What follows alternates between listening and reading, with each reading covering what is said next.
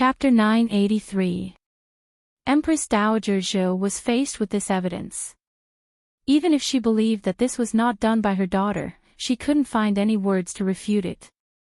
Your Majesty, I wish to see Enlo and personally ask her about this matter. Mo Chuan immediately refused. Enlo poisoned the Empress. Your son has already sent people to send her to the death row. If the Empress is not dead, please forgive your son for being heartless. Your son will take her life. What? Empress Dowager Zhou was so shocked that she almost couldn't stand. She stared at Mo Chuan and said in a voice filled with disbelief, You. Say that again. You want to kill Enlo? How could you be so cruel? She is your blood-related little sister. Mother, the one lying on this bed is her royal sister-in-law. She can be so cruel as to harm her royal sister-in-law, so why can't your son kill her?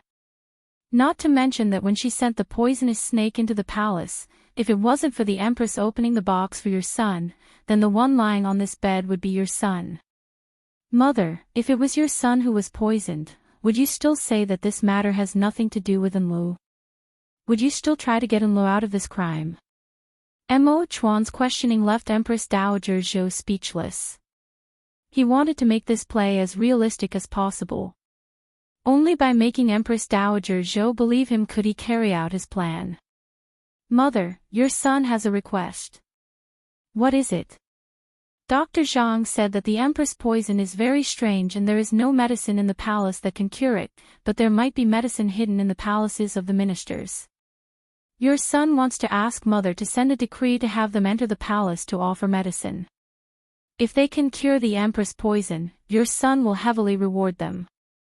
If the Empress can really be saved, then your son will spare Enli's life. Empress Dowager Zhou's eyes instantly lit up. Emperor, will you keep your word? If the Empress is saved, you will let Enli go. Mother, your son is the ruler of a country, his words carry weight. Could it be that Mother is afraid your son will go back on his word? All right, then this widow will immediately return to the palace to give the decree. Su Jin, stay here and help this widow take care of the Empress. If there is anything, immediately send someone to report to this widow. Empress Dowager Zhou thought about it and said, Yes, Empress Dowager. Su Jin was worried about Qin Ning and couldn't wait to stay. No need. Aunt Su Jin, you should accompany Mother back to the palace. This one does not want anyone to disturb the Empress. Mo Chuan's face was as dark as water. It wasn't that he didn't believe Su Jin, but the truth, the less people knew, the better. Empress Dowager Zhou was met with a soft rebuff and her face was a bit embarrassed. Alright, since it's like this, Jia will go send the decree. Emperor, the Empress is so young and the heavens will protect her. You don't have to worry too much and take care of your body. She saw that her son's eyes were completely bloodshot and her heart couldn't help but ache. Your son thanks Mother's concern. I'll respectfully send off Mother. Mo Chuan's etiquette was not lost, but his expression was very faint. Empress Dowager Mother Dowager. Chen give a sigh. Dowager sues this. She could feel her son's dissatisfaction towards her. Because she cared too much about her daughter, she seemed slightly cold and heartless towards the Empress. But her son and daughter were the flesh that fell from her body. How could she treat her daughter and daughter-in-law equally? Chapter 984. In order to make this scene flawless, naturally they needed Dr. Zhang's cooperation. This was because Empress Dowager Zhou trusted Dr. Zhang the most. She never would have thought that Dr. Zhang would collude with Mo Chuan and the others to put on a show, so she immediately believed it. Dr. Zhang said, This old minister only hopes to catch the culprit as soon as possible, there is nothing else I want. Mo Chuan nodded. Ning, do you think Mother? He looked at Qin Ning, wanting to say something but hesitating. Although he didn't finish, Qin Ning already guessed what he wanted to ask. She immediately shook her head and said, "This matter has nothing to do with the Empress Dowager, she doesn't know anything at all." She had seen Empress Dowager Zhou's reaction in the mosquito net. Empress Dowager Zhou only looked at her and asked a single question. Her mind was completely focused on the eldest princess in the death row prison. Mo Chuan saw this and naturally felt a bit of resentment towards Empress Dowager Zhou, but Chen Ning wasn't angry. She and Empress Dowager Zhou didn't have any relationship to begin with. According to common sense, Empress Dowager Zhou should be more concerned about her own daughter. This was understandable. Hearing Chen Ning's words, Mo Chuan let out a sigh of relief. He was most worried that this matter was arranged by Empress Dowager Zhou. "What should we do now?" he then asked. "Wait." Chen Ning blinked. "The Empress Dowager will issue a decree after returning to the palace. Let's just quietly wait for the news." The news quickly spread throughout the capital city. The Empress had been poisoned on their wedding night and her life was in danger. The Empress Dowager had issued a decree that anyone who had an antidote could enter the palace. If they could save the Empress' life, they would be heavily rewarded. This news was like a boulder thrown into a calm lake, stirring up huge waves all of a sudden. The civil and military officials were all in an uproar. Just the day before, they had been drinking the Emperor and Empress wedding wine. No one would have thought that they would hear this kind of bad news the next day. Therefore, the ministers began to rummage through their chests to find their life-saving pills. This was because this was a good chance to please the Emperor and Empress and increase their rank, so no one wanted to miss it. There was a lot of traffic outside the palace, making it very lively. Because the one injured was the Empress, it wasn't convenient for the ministers to enter the palace. They arranged for their families to enter the palace and visit the Empress. Only these families were all blocked outside the palace, not even to see a single hair of the Empress. They could only hear the Emperor's cold voice coming from the palace, telling everyone to wait outside. This time, the family members brought all kinds of elixirs. There were ointments, powders, pills, and soups. All of them were placed in brocade boxes. This time, Xiaoxi did not dare to be careless. He personally opened each box and inspected it carefully. After finding nothing strange, he sent it to the Emperor in his bedroom. Dr. Zhang, is there anything wrong with the medicine that has been sent?" Mo Chuan had Xiaoxi spread out the medicine boxes and placed them on the table, letting Qin Ning and Dr. Zhang look over them. He did not understand medicine, so he could not tell if the medicine was poisonous or not, but since this was Qin Ning's idea, she must have a deeper meaning. Chapter 985. Dr. Zhang looked at the rare herbs and couldn't help praising them. As a good doctor, just having medical skills was far from enough. If there were no good herbs, no matter how good one's medical skills were, there was nothing they could do. So when he saw these good herbs that he normally couldn't see, his eyes lit up. He held the box and looked like he couldn't bear to let it go. Mo Chuan said with a faint smile, "Dr. Zhang, if you see any useful herbs, just take them. With these herbs in your hands, you will definitely be able to use them to save more people and cure more difficult illnesses." Dr. Zhang was filled with joy as he excitedly said, "Many thanks to the Emperor." Mo Chuan looked at Qin Ning. Do you see anything?" Although Qin Ning didn't understand medicine, she had the shapes and effects of various herbs in her memory palace. Comparing it to the real thing, she already had an idea of what it was. She looked even more carefully than Dr. Zhang. These pills all had their ingredients and uses written on them, but they didn't have much use for detoxification. Until her eyes fell onto a stalk of dark black grass, she gave a soft, sound. "What kind of grass is this?" Chen Ning moved closer to the box and sniffed it. She could smell a fishy stench coming from it. "Empress, be careful, don't touch it no matter what. This is netherworld grass, it's highly poisonous." Dr. Zhang's expression changed as he quickly shouted out. Hearing that it was poisonous, Mo Chuan's pupils instantly shrank. He immediately grabbed Chen Ning's hand and pulled her back. At the same time, he slapped the box to the ground with his right palm and the dark black grass fell out of the box. Xiao Si, go see who sent this box over. Mo Chuan said in a sharp voice. Chen Ning raised her hand to stop his and smiled at him. Mo Chuan, don't change your expression when you hear poison. Some poisons can harm people, but some poisons can save people.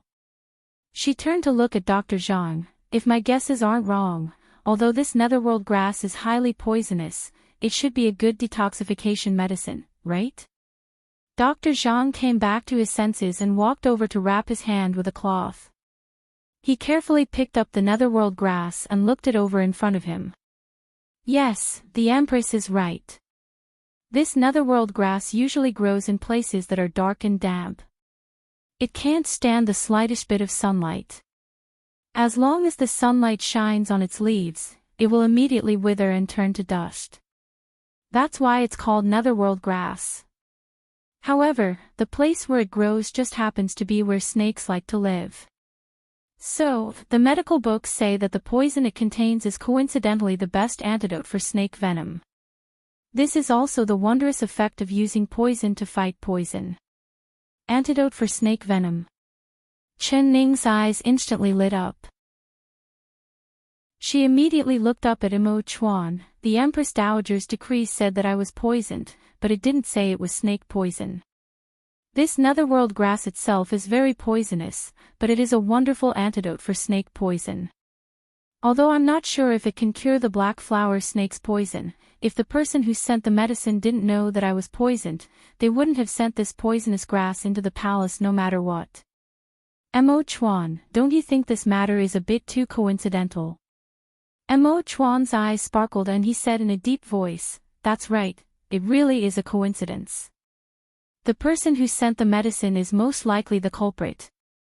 Chen Ning then said in a deep voice, if it really is the culprit, why would he send the right antidote to the palace?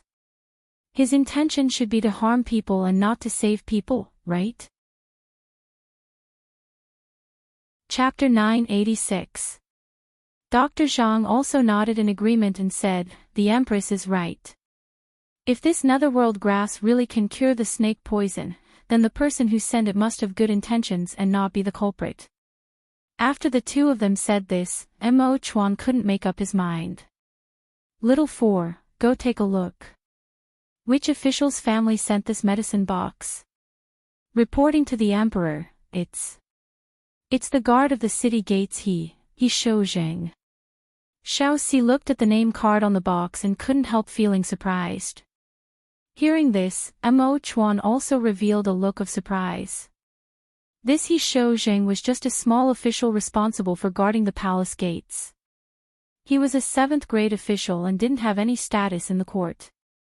It was completely different from Chen Ning's expectations of the culprit. It can't be him. Mo Chuan couldn't help shaking his head. A small city gate official, how could he have the courage to harm the emperor and empress? Even if he succeeded, what good would it do him? Chen Ning's eyes lit up as she said, it's just a small city gate official. If he wasn't confident that the thing he sent could cure my poison, he would not send a poisonous grass into the palace. I think this person is very suspicious.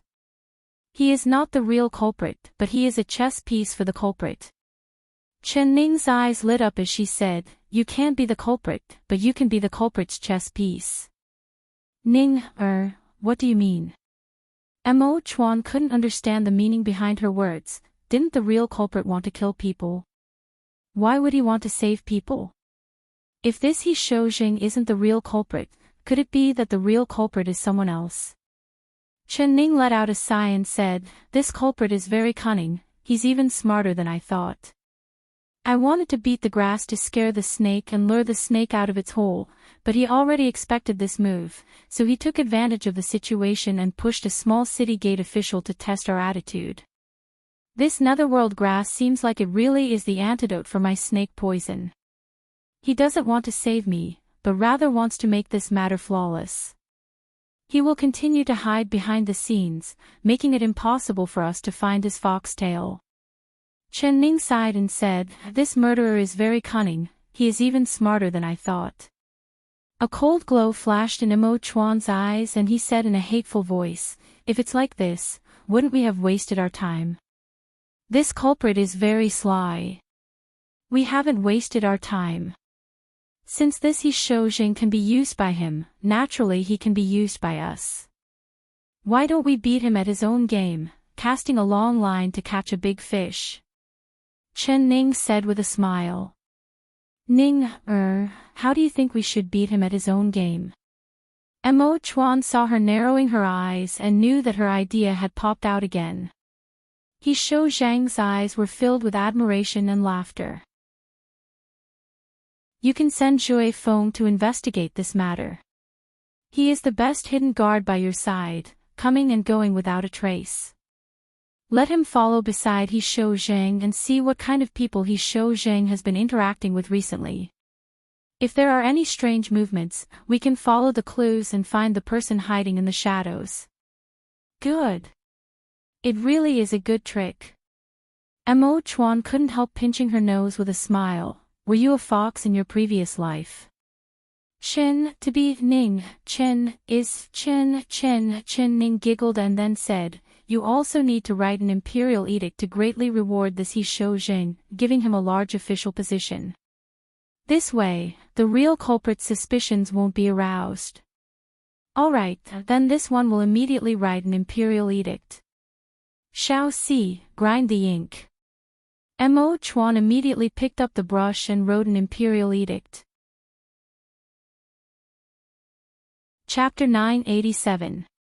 This He Shoujing had leapt over the Dragon Gate in a single night, going from 7th grade to 5th grade and becoming the vice commander of the royal army. He was so happy that it felt like he was dreaming, unable to close his mouth. In the past, when he was guarding the city gates, everyone had to bow and bow to him. Now that he was the deputy commander of the Imperial Guards, everyone had to respectfully greet him, "Deputy Commander He." He had just been promoted, so he kept receiving invitations every day. Other than when he was on duty, there were banquets almost every day. Jue Feng had followed Imo Chuan's orders and had been secretly following him. Then he reported to Imo Chuan and Chen Ning what he had seen and what he had said to them every day. After following him like this for 2 days, he didn't find anything strange. Chen Ning was not in a rush and told Jue Feng to patiently follow him. She believed that when they met again during the holidays, that big fish would not be able to hold back and would stir up a storm again. At that time, she would definitely be able to catch him. At this time, there was quite a bit of disturbance in the royal palace. The so-called paper can't wrap fire. Chen Ning already knew that she couldn't hide her identity from Empress Dowager Zhou for long. The calm days only lasted for 3 days before the day of the Empress coronation ceremony arrived. According to tradition, the coronation ceremony would be held the day after the Emperor and Empress wedding, but because of the accident in the nuptial chamber, the coronation ceremony had been postponed for 3 days. On the eve of the coronation ceremony, Empress Dowager Zhou sent Su Jin to fetch the royal family's genealogy because the coronation was tomorrow. She found that she didn't know the Empress name or family background. She looked through the royal family's genealogy and finally found this secret. She stared at the 2 words on the genealogy and almost didn't dare believe her eyes. She couldn't help rubbing them and looking at them again. She found that it was still the same 2 words, Chen Ning. These 2 words were personally added by Imo Chuan. That elegant and familiar word, how could Empress Dowager Zhou not recognize it? Su Jin. Empress Dowager Zhou's eyes swept over her. "Tell this widow, what is the name of the emperor's new empress?" Su Jin had already expected this moment when she fetched the genealogy. Seeing Empress Dowager Zhou's question, she looked down and replied in a low voice, reporting to the Empress Dowager, "The empress name is Chen Ning." "Good. Even a little girl like you is colluding with them to deceive this widow. Su Jin, this widow really cared for you for nothing." Empress Dowager Zhou angrily smashed the cup. Su Jin quickly knelt down. Empress Dowager, please calm your anger. This servant didn't mean to deceive Empress Dowager. You didn't mean it. Then you already knew. Speak, when did you know that the Empress the Emperor wanted to marry was that girl surnamed Qin? Empress Dowager Zhou angrily said. This servant knew about it before your Majesty's wedding. Su Jin knew that she couldn't hide it, so she reported everything to Empress Dowager Zhou. After she finished, she kept kowtowing to the Empress. Empress Dowager, this matter is all the servant's fault.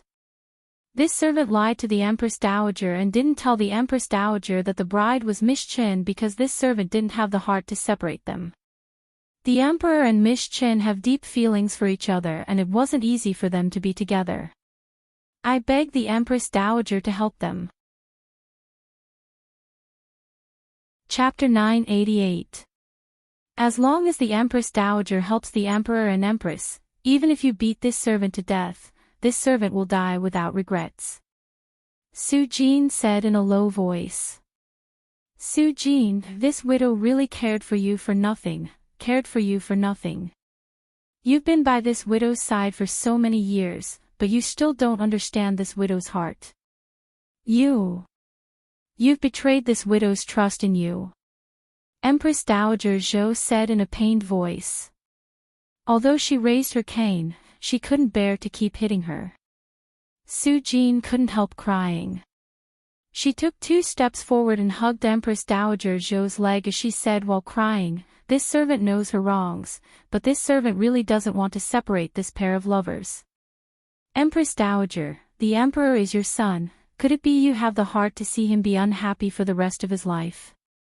Could it be that letting him be condemned by everyone and laughed at by the world will make him happy? Do you know that if he marries that girl from the Qin family, how much ridicule and blame will he have to bear? If the ministers knew that the Empress he married was his nephew's princess, he wouldn't be able to raise his head for the rest of his life.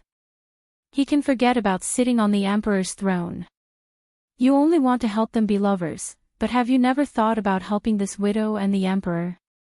Empress Dowager Zhou pointed at Su Jin in disappointment, this widow's normal words to you are all useless. Do you know that doing this, you are not doing it for his good, you are harming the Emperor? Su Jin's face turned white and her body trembled as she said in a trembling voice, this servant didn't think that much, this servant just feels that they are too pitiful. Don't say any more, immediately call the Emperor over for this widow. Empress Dowager Zhou forcefully slammed her dragon-headed cane. Empress Dowager, you want to. Su Jin bit her lips as she looked at Empress Dowager Zhou. This widow wants him to divorce his wife. If he doesn't divorce that girl, this widow will die in front of him. Empress Dowager Zhou angrily said. When her voice fell, she heard a firm and clear voice from outside the door. Mother, your son will definitely not divorce his wife. With this voice, the 2 doors were pushed open and Mo Chuan's tall figure appeared in front of Empress Dowager Zhou and Su Jin. When Empress Dowager Zhou sent people to get the genealogy records, Mo Chuan knew that he couldn't hide this matter. He didn't want to hide it anymore, so he went to the Peaceful Life Palace and heard Empress Dowager Zhou and Su Jin's conversation outside. Emperor, you've come at the right time. Let me ask you, you've deceived the heavens and the earth. You've deceived me well. When Empress Dowager Zhou saw Mo Chuan, she was filled with anger. She stood up and raised her cane to hit Mo Chuan's face. She was angry that her son actually used this kind of method of acting first and reporting later. He even hid it from her, his mother. Rather than anger, it was more of sadness. Mo Chuan stood straight. He did not circulate his internal energy to resist, allowing Empress Dowager Zhou's cane to hit him again and again. Empress Dowager Zhou was truly enraged, not showing any mercy. After a few strikes, there were several bloody marks on Mo Chuan's body. Empress Dowager, please be lenient. Su Jin's heart was beating fast and she couldn't help pleading for Mo Chuan. You're angering this widow to death. Empress Dowager Zhou forcefully threw the cane on the ground and fell into a chair. She still loved her son.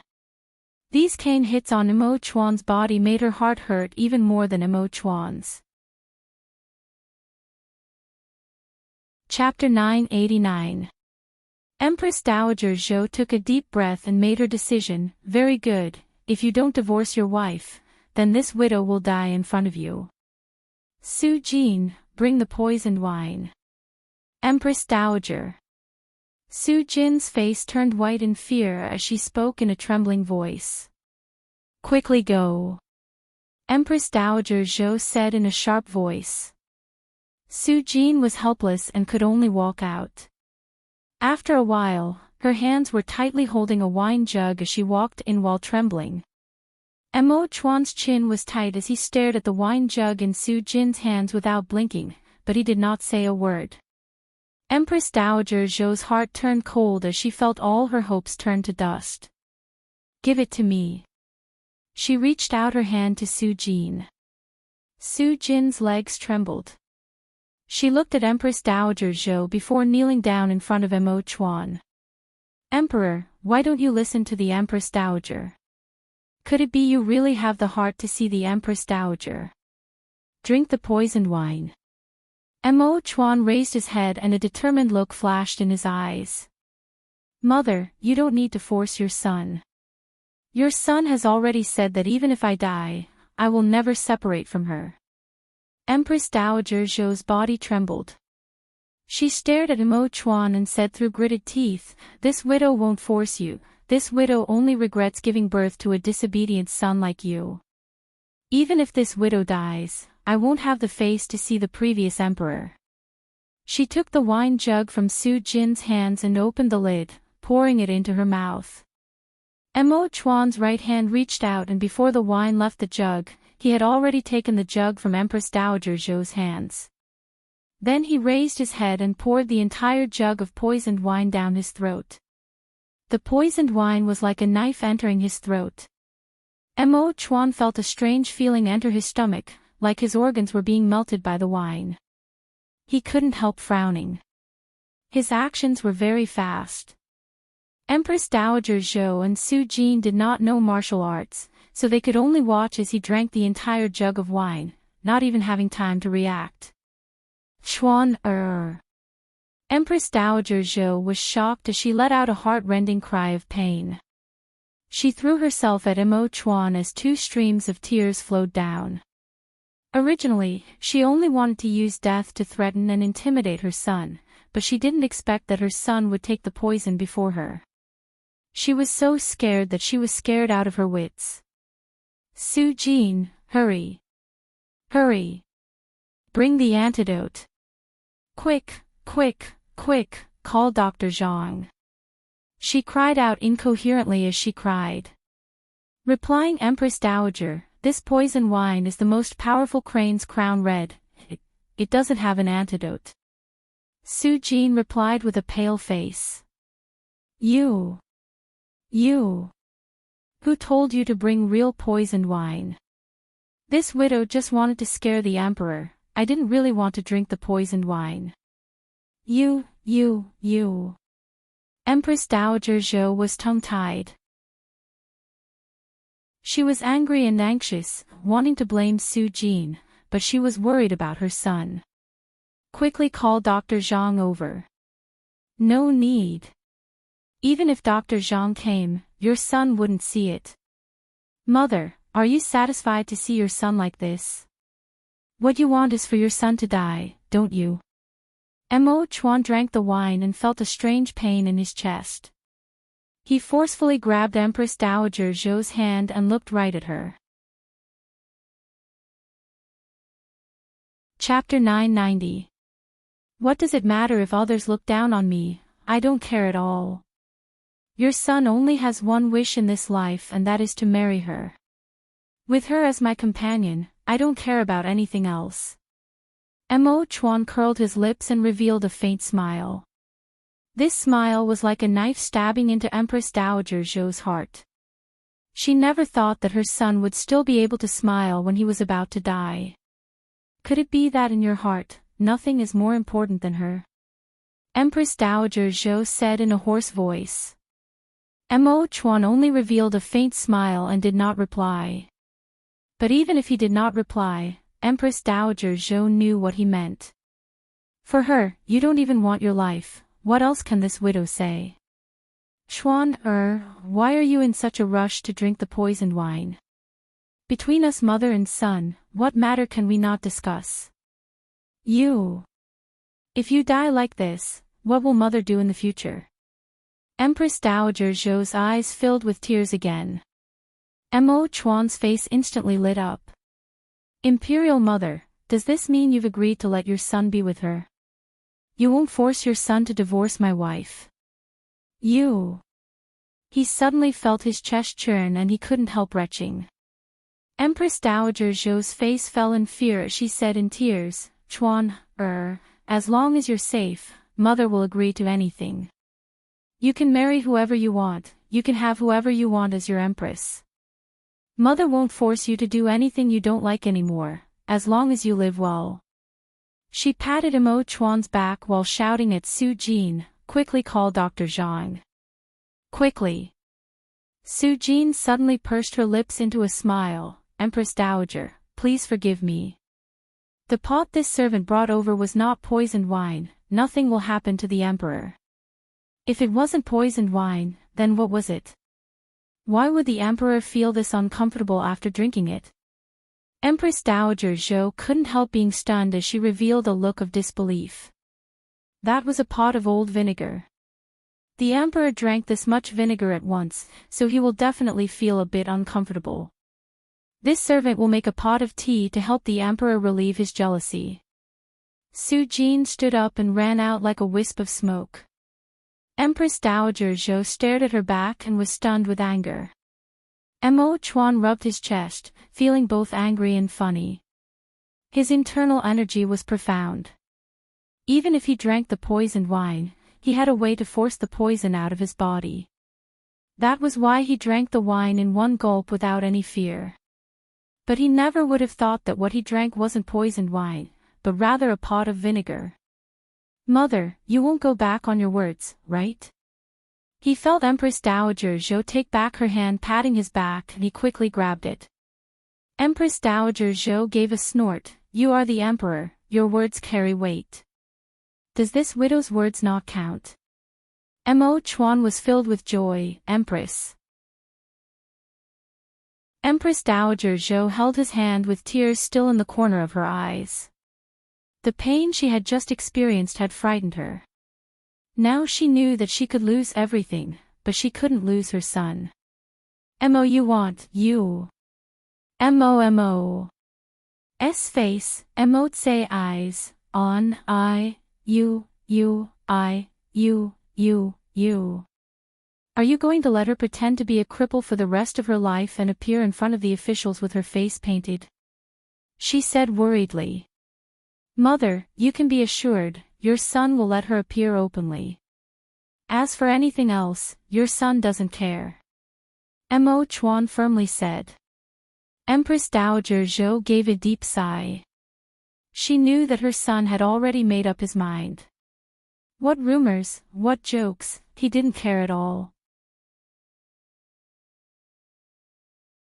Chapter 991. How about this widow think of a way to help her hide it? Empress Dowager Zhou thought about it and said. No need, many thanks mother. Your son has already thought of everything. Mo Chuan forcefully shook his head. He knew Empress Dowager Zhou's intentions, but he didn't care. He didn't want to hide it anymore, he wanted everyone to know that the Empress he married was the best in the world, the girl he was most proud of.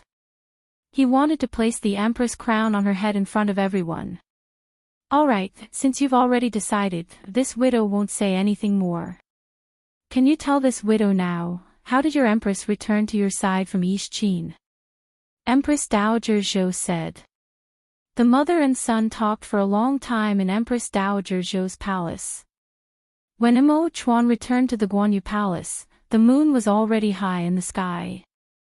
There was a light in the room, and when he entered the palace, Missouri Chuan saw the faint flickering candlelight. He knew that she was waiting for him, and his heart filled with warmth. Her figure was reflected in the window paper. He stood in the yard and looked at that slender and elegant figure. He had a smile on his face as he silently stood there. He looked at her for a while and found that she was reading a book, holding her chin without moving. It was rare to see her this quiet, so he felt it was a bit strange. So he softened his steps and walked to the door of the palace. He gently pushed it, and without making a single sound, the door opened. There were no maids or eunuchs in the front hall. She didn't like people serving her, so she sent everyone away. Mo Chuan silently walked in and saw her sitting in front of the table, holding a book in her hand. However, her mind was clearly not on the book. Her hand was holding her chin and her eyes were staring at the flickering candlelight. "What are you thinking about? Why are you so lost in thought? Are you thinking about me?" Mo Chuan spoke with a smile. Chen Ning was shocked, but she recognized his voice and said with a smile, "What is there to think about?" "I'm reading a book." "Reading a book?" Mo Chuan looked at the book in her hand and nodded with a smile as he said, "It's rare to see you working so hard. How is your internal cultivation going? Did you make any progress?" She was originally smiling, but when she heard the word, internal cultivation, her smile instantly disappeared. She said with a bitter face, "Mo Chuan, what kind of martial arts did you teach me? I want to sleep when I practice it. It's not that I don't want to practice it, but I really can't." Over the past 2 days, Mo Chuan had followed Dr. Zhang's instructions and began to teach her the introductory cultivation technique. This was a secret of the Chu clan. It was very profound. It was only taught to males and not females. Even the eldest princess could not learn it. This internal cultivation technique was not complicated, only having a few hundred words. Mo Chuan only taught her once and she remembered every single word. Mo Chuan also praised her. With her intelligence, she wouldn't even need a month to reach the small success realm. But after practicing for an entire 2 days, she hadn't even touched the surface. Mo Chuan remembered that when he first started practicing, he could feel a faint aura flowing through his body on the first day. She was clearly smarter than him, so how could her internal cultivation be so far behind his? "Did you not follow the method I told you to practice? Recite the internal cultivation technique again for me to hear." Chen Ning immediately began to recite it. Her voice was clear as she recited several hundred words in a single breath, not missing a single word. Chapter 992. Chen Ning stuck out her tongue and giggled as she said, "Mo Chuan, I shouldn't cultivate anymore. Your martial arts are this good, even if I cultivate for another 10 years, I still won't be able to catch up to you." Mo Chuan stared at her. "You want to be lazy? Are you afraid of suffering?" She quickly shook her head. "I'm not afraid of suffering, I've learned martial arts before. Of course I can't compare to martial arts experts like you, but against normal people, it's more than enough to defend myself. But this internal cultivation technique, I really can't cultivate it. You know martial arts. How come I don't know about it? Show me a few moves." Mo Chuan was curious. "If I don't practice, you'll laugh at me." Chen Ning's face turned a little red. She knew that the defensive skills she learned from the modern era were nothing in Mo Chuan's eyes. "Silly girl, I am your husband, so what are you afraid of showing me? It's better for me to laugh at you than for others to laugh at you. Then again, haven't you laughed at me a few times already?" Mo Chuan said with a faint smile. When Chen Ning heard the words, "I am your husband," her heart filled with sweetness and she stood up with a smile. "All right, then I'll show you a few moves. But I don't know any martial arts, just some defensive skills. Are you willing to show me a few moves?" "All right." Mo Chuan nodded with a smile. "Then use your arms to strangle my neck." That's right, just like this, stand behind me. Chen Ning helped him get into position. Mo Chuan couldn't help making an sound as he said, I've already restrained you like this and you still have a way to fight back. Chen Ning giggled and didn't say anything else. Her hands grabbed his arm and she suddenly threw him over her shoulder.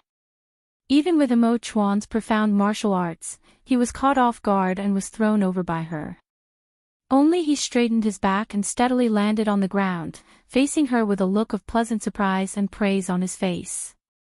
This move isn't bad. Chen Ning proudly raised her chin.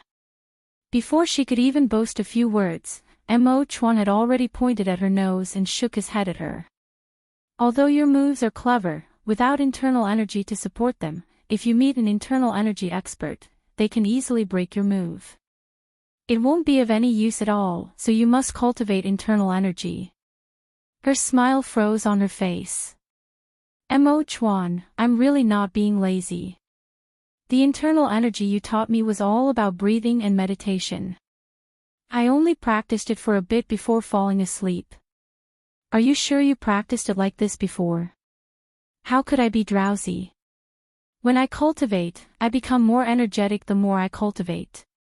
How about this, you practice again in front of me? Mo Chuan said in a surprised voice. Chen Ning was helpless. She could only sit down cross-legged on the bed and follow Mo Chuan's cultivation. Hold your breath and clear your mind. Just think about how to circulate the aura you've inhaled. Mo Chuan stared at her without blinking as he gave her pointers. She had a photographic memory and was smart and quick-witted. She could learn anything with a single glance, but she didn't know why. But on the path of cultivating inner force, she couldn't find the right path. After breathing in and out for a short while, she felt sleepy and yawning non-stop. Mo. I'm going to sleep first. She gave a yawn and closed her eyes. Mo Chuan was both angry and distressed. He picked her up and walked to the bed to the side. After placing her down, he covered her with a blanket. Chapter 993. Emperor, this subordinate has an important matter to report.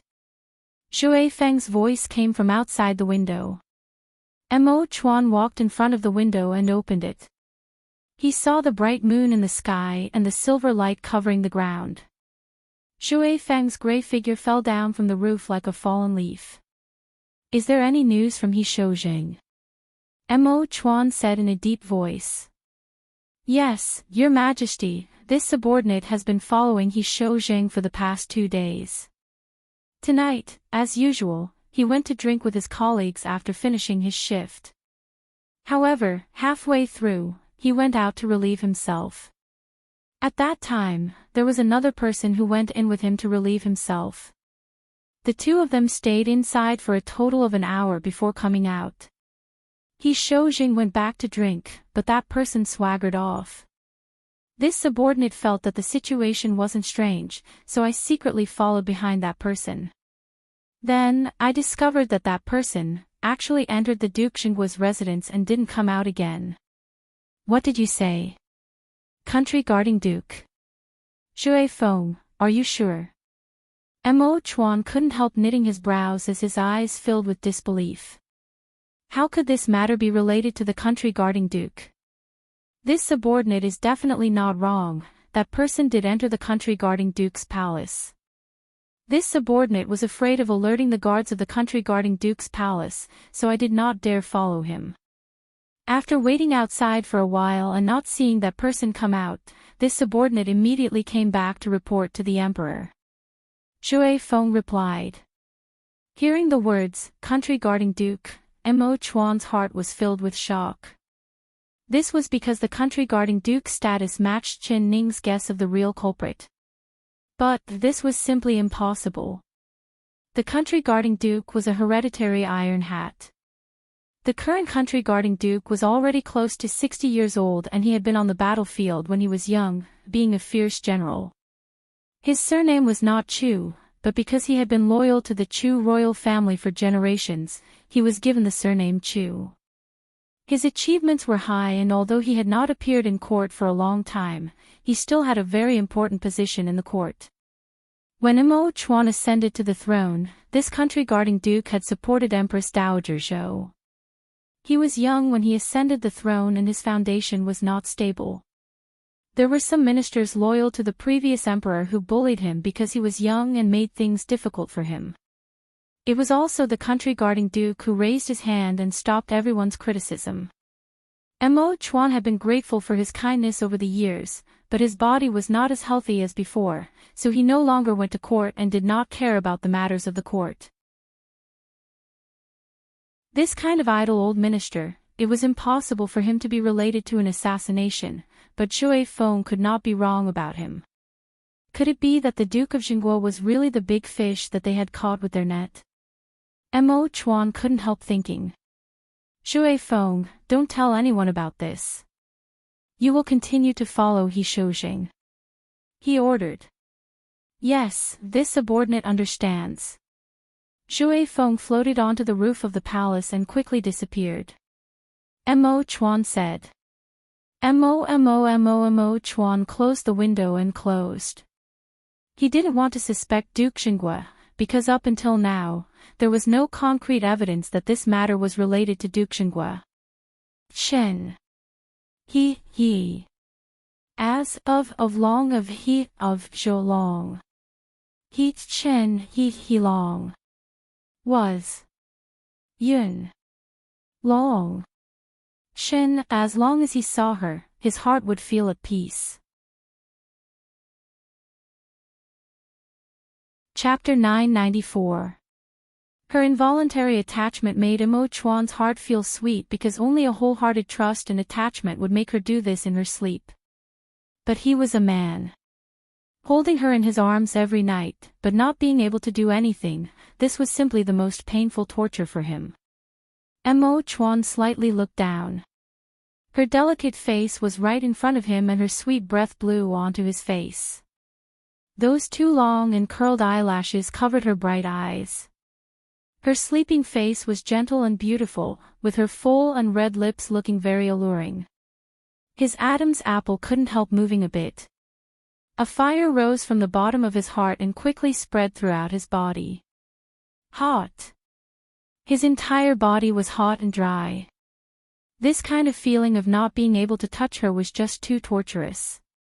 Imo Chuan felt that he couldn't hug her like this anymore, otherwise he didn't know when he would be unable to control himself. Imo Chuan gently placed his hand on her shoulder and pushed her away a bit, but she closed her eyes and muttered in dissatisfaction. She leaned into his embrace and used her arms to tightly hug his waist. It was like his acupuncture point had been poked, and he didn't dare move at all. If he moved, he was afraid of waking her up. It was rare to see her sleeping this sweetly, so how could he bear to disturb her? Forget it, he would endure it. Imo Chuan's body was completely tense, turning as stiff as a rock. His arms were placed on his thighs, not daring to touch her body at all. But even like this, he felt like he was about to explode. He was cursing Dr. Zhang in his heart. If he knew it would be like this, he wouldn't have given her that 1,000-year-old snow ginseng soup, causing him to be unable to be intimate with her for a month. If he had thought of a way to lure the snake out of its hole earlier, she could have eaten the netherworld grass to cure the snake poison, and he wouldn't have suffered like this. This night, Chen Ning slept especially sweetly and deeply. When she finally woke up and opened her eyes, she was instantly shocked. Imo Chuan's eyes were wide open. He was right in front of her, staring at her without blinking. You. Why are you looking at me like this? She was still a bit confused. She blinked her eyes and found that she was lying in his embrace. Oh, no, she was like an octopus, wrapped around him. She was stunned for a bit before her face turned red. She quickly let go of his arms and couldn't help complaining, "Why didn't you push me away?" Push her away. He wanted to push her away, but she was hugging him so tightly that he couldn't bear to do it. So it was like he was being tortured, suffering for an entire night. You look so gentle normally, but I never thought that you would be so dishonest after you fell asleep. Mo Chuan let out a sigh of relief. He was finally freed from the torture, but feeling her leave his embrace made him feel a sense of loss. Did I hit you after I fell asleep? She blinked and looked at him suspiciously. What do you think? Mo Chuan was leaning against the bed with a smile that wasn't a smile. His clothes were half open, revealing half of his chest. That lazy and unrestrained aura was hard to describe. She had never thought that she liked beauties, but she was still shocked by the beauty in front of her. Speaking of this, she had been intimate with him several times, but she had never found him as seductive as he was today. She couldn't help blushing. Chapter 995. Chen Ning suddenly saw that there seemed to be a red swollen mark on his chest and she was instantly stunned. Could it be that she hit him? She reached out to pull his clothes, scaring Mo Chuan. Ning, what are you doing? Dr. Zhang said that we can't be intimate right now. He grabbed her hands. His heart was beating fast and his face was slightly red, but he couldn't help feeling a bit proud in his heart. He never thought that she would take the initiative like this, but it was a pity that he didn't have the fortune to enjoy it right now. Chen Ning's face also turned red as she angrily said, "What are you thinking? Who wants to be intimate with you? I want to see your body." Mo Chuan's face turned red to his ears. He grabbed her hands to not let her move and said, "Ning, don't make trouble." She actually said she wanted to see his body, she was just too bold. This kind of bold words, he was too embarrassed to say it out loud. "Let go of me, I have to see it." The more Mo Chuan didn't let her look, the more suspicious Chen Ning became. Her eyes kept staring at his open clothes and being this close, she could clearly see that it was a swollen scar that had turned purple and green in color. Mo Chuan, where did the wound on your chest come from? Was it from the Empress Dowager? Could it be that she knows about my matter? She hit you this hard, isn't it very painful? Chen Ning's mind turned and she already guessed why he was injured. With Mo Chuan's martial arts, if he didn't want to, no one could leave a wound on his body. The only person that could injure him, other than Empress Dowager Zhou, there was no one else. Her heart suddenly filled with pain. Her heart ached for him. He was injured, but he endured it until now, not telling her a single word. Mo Chuan finally knew that she wanted to see his body because she found out he was injured. It seemed like he had misunderstood her. He let go of her hands and covered his clothes. With a faint smile, he said, "It doesn't hurt at all. Mother's cane only tickled me." "Can tickling you make you bleed?" "Your wound is blue and purple and there is even blood." Mo Chuan, quickly bring the medicine. "I remember that you have a very good blood circulation ointment, I'll help you apply it. This small injury really isn't a problem." Mo Chuan didn't want her to see his injury. Empress Dowager Zhou didn't hold back yesterday and he didn't use any internal energy to resist, so when the crutches hit him, it was very heavy. With a light touch, his injury was filled with a burning pain. "No, I have to be applied," she insisted. Mo Chuan was helpless and he could to be taken out. "Do you want to take it off yourself, or do you want me to do it for you?" she asked simply and straightforwardly. Mo Chuan's face couldn't help turning red. He stared at her and said through gritted teeth, "Help me take it off." "All right." She. Why did the Empress Dowager hit him so hard? She must be very angry, right? Mo Chuan, she's angry at me. You clearly took these wounds for me, but you didn't tell me a single word. She spoke in a soft voice. She picked up the ointment and gently applied it to his wounds. Her heart was filled with pain and she couldn't describe this feeling. Seeing the wounds on his body, she could imagine how angry Empress Dowager Zhou was. Chapter 996. After the ointment was applied, Mo Chuan's burning wound felt a cooling sensation, but it was not as comfortable as the heartache in her voice. These wounds look scary, but they don't hurt at all, they really don't hurt. That's right, Ning, Mother has already agreed to our matter. She won't make it hard on you or force me to leave you in the future. Mo Chuan's eyes sparkled with a happy glow. Really? What method did you use to make the Empress Dowager agree? You wouldn't have used this method of suicide, right? Her hand helping him apply the ointment slightly paused and she looked up at him with raised eyes. Actually, she had already guessed this ending. Empress Dowager Zhou had a cold face but a warm heart. In this world, the person she loved the most was Mo Chuan and the person she cared about the most was Mo Chuan. Mo Chuan gave a soft laugh and nodded. He told her about how Empress Dowager Zhou wanted to use the poisoned wine to force him, but he drank it first. I just wanted to scare Mother and then use my cultivation to force the poison out of the wine, but I never thought that I would drink a pot of old vinegar. This Su Jin is truly smart and clever, no wonder Mother has trusted her the most in all these years. Speaking of this matter, it also has to do with her. Chen Ning couldn't help staring at him. Mo Chuan, if it wasn't vinegar and really was poisoned wine, would you drink it without any hesitation? I would. You really are stupid. If I die, will you be with me? He stared at her. I won't. She shook her head. Mo Chuan's eyes opened wide as he looked at her in disbelief. Say it again. His voice was hoarse. I won't. She looked at him and clearly said, I won't die with you. If you die, I'll go to the East Qin country to find Na Mu Kyo and marry him as the crown princess. He said that he would always wait for me. Mo Chuan stared at her. At this moment, he really wanted to strangle her. Could she say anything more infuriating than this? Mo Chuan, are you angry? She looked at his black as a pot face.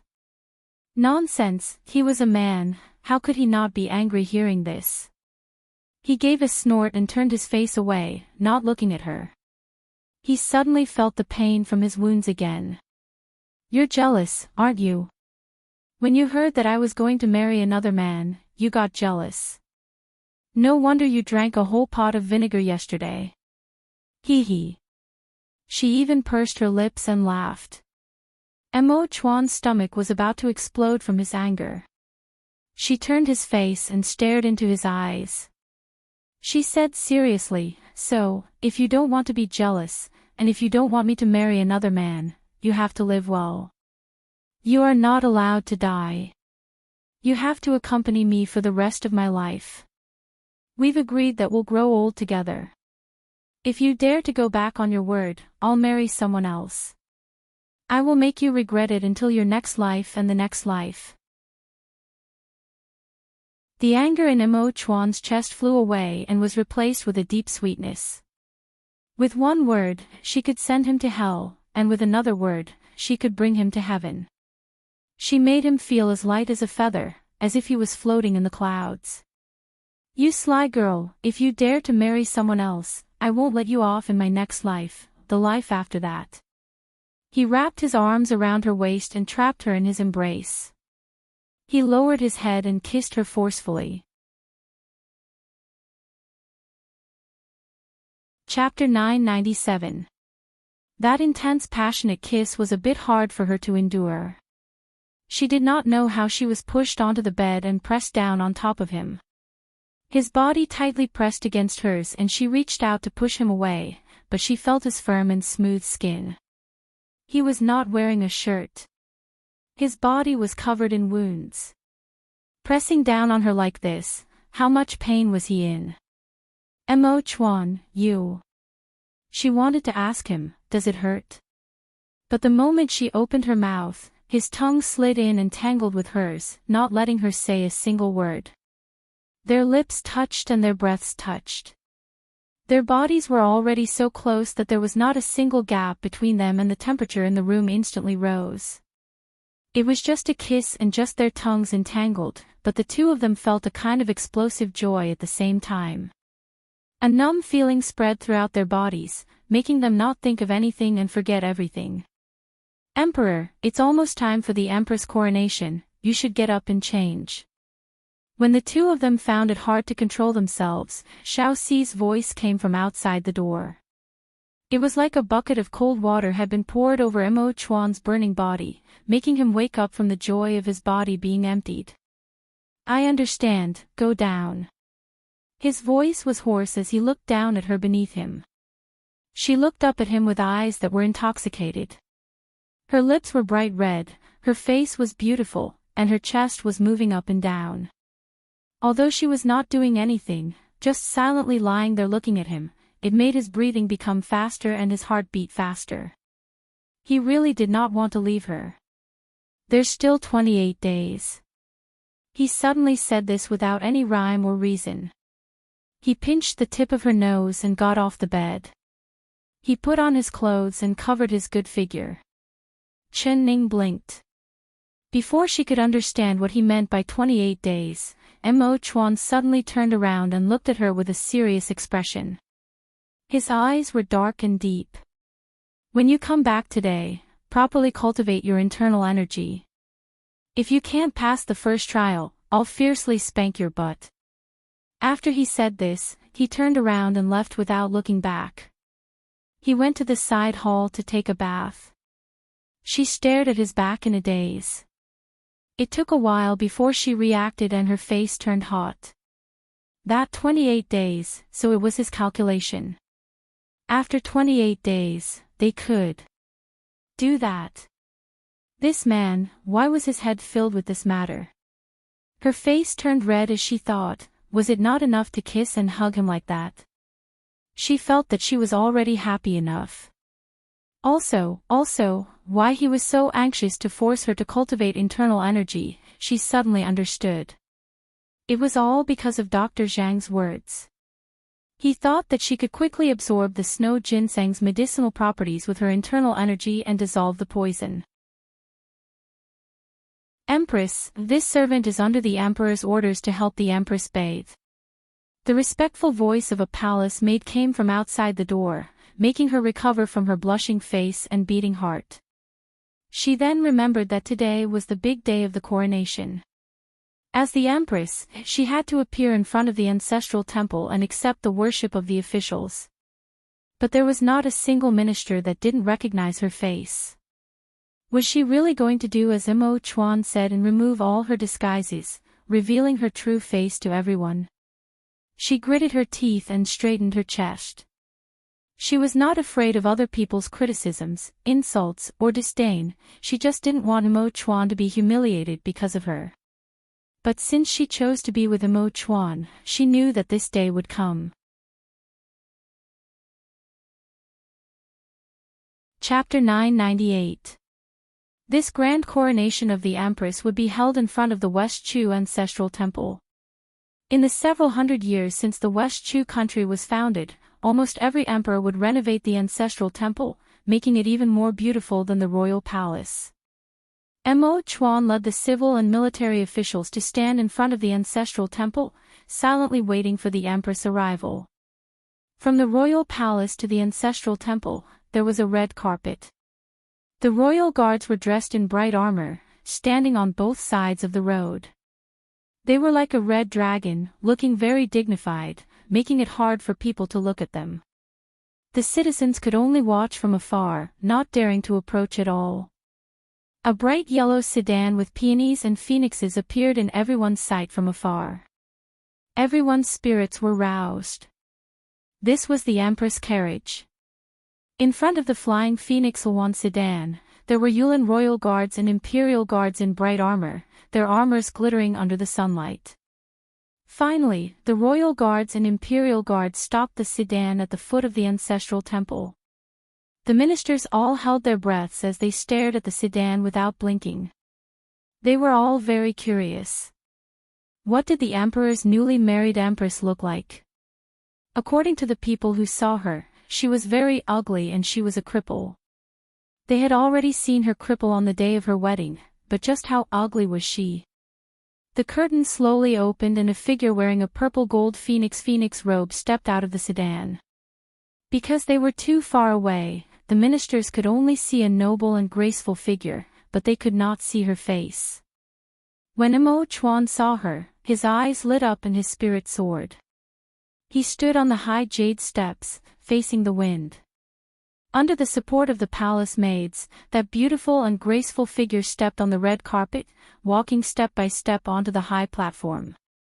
Her dress was layered in layers, looking beautiful and complex. Each step was like a lotus blooming at her feet. Everyone looked down from above and could only see her dark cloud-like hair floating in the wind. Her simple and dignified hair was tied with a 7-treasure phoenix hairpin, and there was a round pearl in the phoenix's mouth that was glowing, making it look very bright. Chen Ning slowly walked onto the high platform. Her chin was slightly raised and her expression was solemn. Her clear eyes looked straight ahead. A gentle breeze blew past and her clothes fluttered in the wind. She was like a fairy walking on the waves, beautiful to the point where nothing could compare. The ministers all looked at her in a daze, revealing looks of shock on their faces. The several hundred people in front of the ancestral temple were completely silent, so silent that a pin drop could be heard.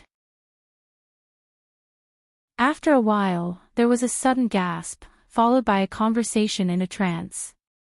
"Who is she? You're confused, of course she is our Empress. Did my eyes go bad and I saw wrong? I actually mistook the Empress as the Dingyuan princess. My eyes are playing tricks on me too. Impossible, this is impossible. Hey, she's not lame anymore. Who is she? She can't really be the Dingyuan princess, right? No. Isn't the Dingyuan princess already married to the East Qin country's crown princess? Princess, there are two people who are the same in this world. This is even more impossible. A girl with this kind of appearance and aura, I've only seen her once in my life." The ministers were too shocked. They couldn't help whispering in front of the solemn ancestral temple and discussing in a low voice. Chapter 999. Ever since Chen Ning walked out of the sedan, Imo Chuan's dark and deep eyes never left her. His eyes were filled with admiration, deep love, and expectation. She stepped on the golden carpet and steadily walked over to him. Her dark and bright eyes looked right at him and her face was noble. Even when the sun shined on her, it could not take away her elegance at all. Imo Chuan came forward and held her hand. The two of them held hands as they walked side by side to the ancestral temple. Just looking at their backs, they could tell that they were a pair of people of similar age. The chins of the ministers almost fell off. The closer they got, the clearer they could see. The Empress' eyebrows and eyes were all very familiar. This was clearly the Dingyuan princess who had defeated the East Qin crown prince on the eastern field. She was also wearing a large red wedding dress as she married the East Qin crown prince's princess in front of everyone's eyes. It's her. But didn't she clearly marry the East Qin crown prince's princess? How did she suddenly change and become their West Chu country's empress? This was simply too unbelievable. The confused ministers all looked over at Empress Dowager Zhou, who was standing in front of the ancestral temple with her walking stick. Empress Dowager Zhou was like Imo Chuan, completely ignoring the questioning gazes of the ministers. Her face was very solemn and her lips were tightly pursed, not saying a single word. She had already expected this scene. She had wanted to avoid it and resolve it, but it was a pity she couldn't stop Imo Chuan's stubbornness. Since the emperor's son didn't care about his face, she as his mother would also throw away her old face. Imo Chuan and Chen Ning held hands and walked in front of Empress Dowager Zhou, bowing down to her. Empress Dowager Zhou gave a slight nod. She took out the Empress edict that she had already prepared and slowly read it out. The Empress edict was written in 4 lines and the words were very profound. The ministers all held their breaths and pricked up their ears to listen, afraid they would miss a single word. When everyone heard Empress Dowager Zhou say, "Today there is a daughter of the Qin family named Ning. She is gentle, respectful, and gentle. She is the head of the 6 palaces, so she is conferred the title of Empress." Everyone could clearly hear it. The Empress' name was Qin Ning. It really was the same name as the country protecting Great General Chen's daughter. She really had the same name as the Ding Yuan princess. After Empress Dowager Zhou finished reading the Empress Edict, it was like a giant stone was thrown into a calm lake, creating a giant wave among the ministers. All the officials looked as if they were struck by lightning. They were flabbergasted and speechless. Empress Dowager Zhou did not even look at them as she placed the edict in Qin Ning's hands. "Thank you, Empress Dowager." Ning respectfully took the edict with both hands. Mo Chuan took the Empress Phoenix crown from the tray and placed it in front of Empress Dowager Zhou. "I ask Mother to help the Empress put on the Empress crown." As long as the crown ceremony was complete, Qin Ning would become the official West Chu Empress. She would accept the worship of the ministers and become the new head of the harem. Empress Dowager Zhou took the phoenix crown and looked over the stunned ministers before placing the phoenix crown on Qin Ning's head. Ning said, "Qin Ning, Qin Ning." "In order," he said and said. "Qin, this." "Qin, this old said." "Suddenly," this said. Suddenly, an old voice rose from the crowd. Empress Dowager Zhou's hand wearing the crown slightly trembled and stopped in the air. She looked up at the source of the voice. Her heart turned cold, but her expression did not change. Chapter 1000. Once the coronation ceremony is over, it will be too late. A purple-robed old man with white hair and beard came out. His thin face was covered in wrinkles and he gave off an imposing aura. He looked at Qin Ning before cupping his hands to Empress Dowager Zhou and saying, "Empress Dowager, this old minister wants to ask, is the newly titled Empress the daughter of Great General Qin? Is she King Ding Yuan's princess?" Although he was old, his voice was very powerful. This question asked the question in the hearts of all the ministers. Everyone's eyes turned to look at Empress Dowager Zhou. Empress Dowager Zhou's face was still calm, so what if it is and so what if it isn't? Minister Xia loudly said, "I heard that the Empress was personally chosen by the Empress Dowager for the Emperor, but why did she suddenly become the Ding Yuan princess? The Ding Yuan princess is clearly the Emperor's junior, how could she become the Empress of a country? The Emperor's Empress is actually his nephew's princess, isn't this a mess?" This old minister does not understand this, so I asked the Empress Dowager to explain. The ministers all nodded and agreed in unison.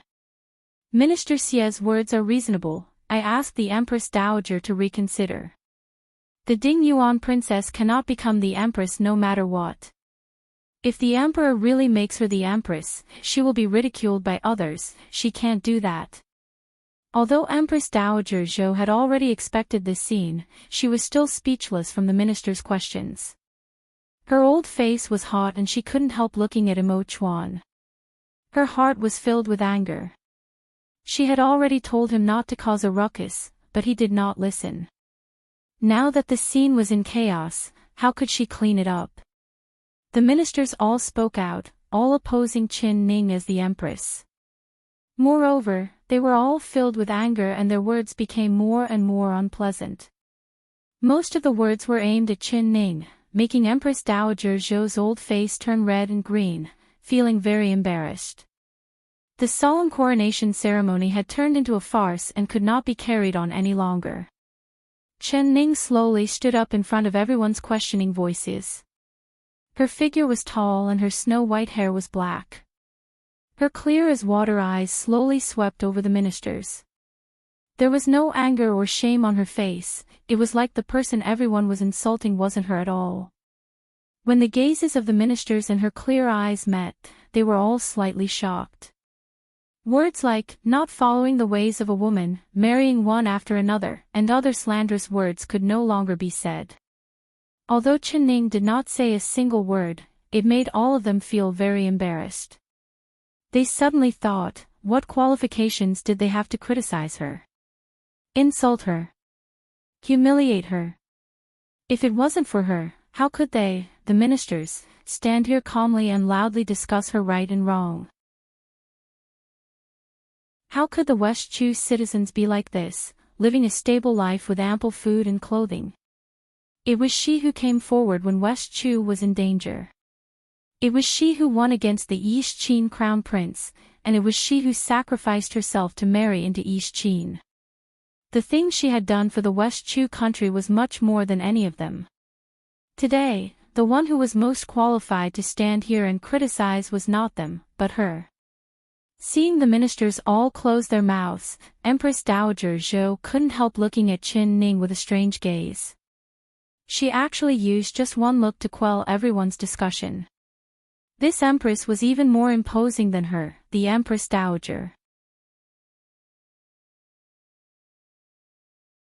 Chapter 1001. As expected, after the ministers were silent for a bit, they all turned to look at Imo Chuan.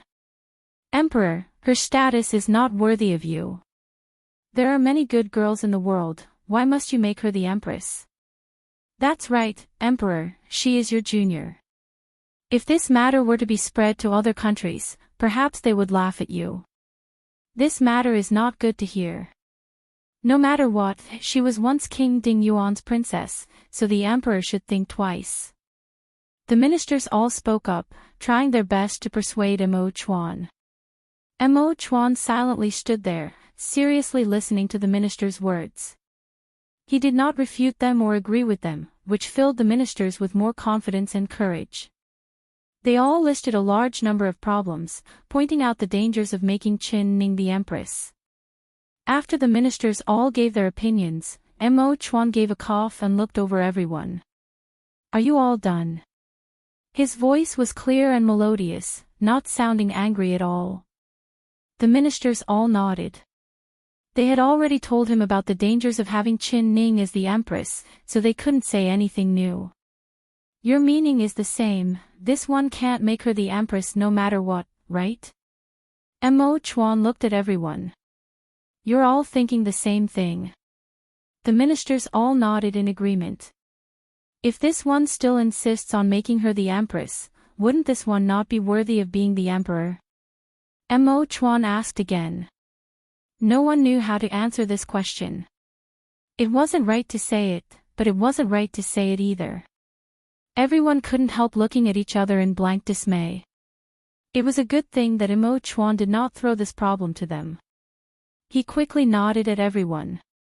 What you've said is very good and correct. Thinking for the citizens and for this one also agrees with what you've said. Making Chen Ning the empress is indeed a very inappropriate matter. If I make her the empress, this one will become the laughingstock of other countries and will be looked down upon by the citizens. It will go against common sense and will not be tolerated by the eyes of the world. I will be criticized by everyone and will become a great sinner of the West Chu country. Imo Chuan said in a calm voice. The ministers all let out a sigh of relief and revealed a smile on their tense faces. Emperor, we ministers are all doing this for your good, for the good of the country, and for the citizens.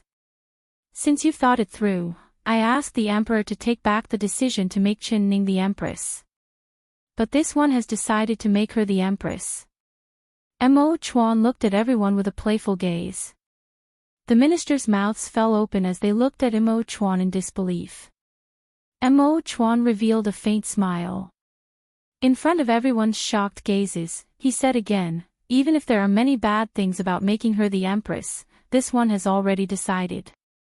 In this life, she will be my, Chu Imo Chuan's, only empress. If you want this one not to make her the empress, there is only one condition. What condition? The petrified ministers all anxiously asked. Their eyes were filled with anticipation as they looked at Imo Chuan. You can choose someone else to be the emperor. As for who the new emperor wants to choose as his empress, I naturally don't hold any authority. What do you think? Mo Chuan took out the jade seal from his chest and gave it to the leading minister Xia. Prime Minister Xia's face paled. He shook his head and didn't dare to take it. Chapter 1002. What, you don't understand this one's meaning. This one is determined to make Qin Ning a concubine. This is already lacking in virtue and is not fit to sit on the throne. It's best if you choose another capable person to be the emperor. This one feels that Prime Minister Xia has a good character and is suitable for this position. Mo Chuan gave the jade seal back to Prime Minister Xia. Prime Minister Xia fell to the ground with a putong sound and repeatedly kowtowed as he said, "Emperor, you are making this old minister's life difficult. How could this old minister dare sit on this position, Emperor? Teacher Xia, why don't you be the emperor?" Mo Chuan hesitated for a bit before giving the jade seal back to Teacher Xia. Teacher Xia's face turned white as he kneeled down and shook his hands. "This old minister does not dare. Emperor, please take back this order. I can't do this, and I can't do that. Is the throne a hot potato? Whoever wants to be the emperor, just step forward. This one will immediately write an abdication edict and abdicate." Mo Chuan held the jade seal in his hand and his eyes swept over the ministers. The ministers did not dare to look at him. They all kneeled down on the ground and repeatedly kowtowed. "Emperor, please take back this order." Everyone spoke in unison. They could all understand now. The emperor was wholeheartedly protecting his newly married empress. He would rather give up the throne and have a beauty. But in the West Chu country, only the emperor could protect it. If it was another person, who could manage the West Chu that was in a storm in the past to this prosperous state today? No one could do it. Now that this one has done something wrong, this one naturally has to bear the consequences. As the emperor, this one has already decided to abdicate. Mo Chuan said with a serious expression.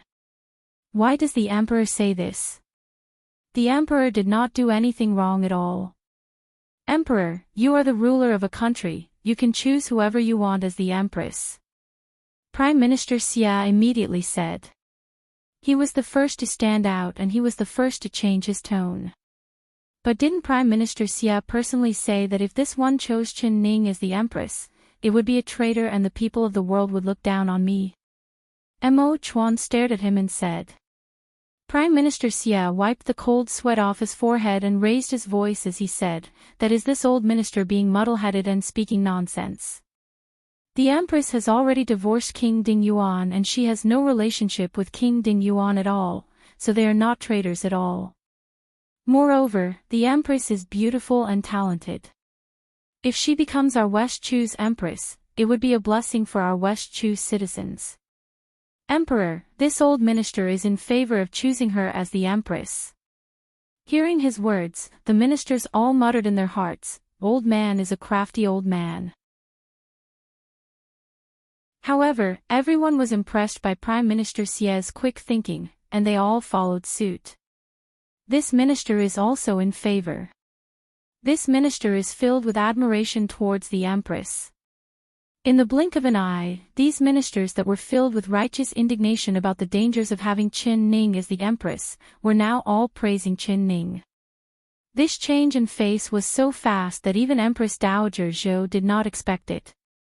For these ministers to be able to reach their current positions, which one of them wasn't a good person? Seeing the emperor take out the jade seal and saying that he would abdicate, who wouldn't understand the emperor's intentions?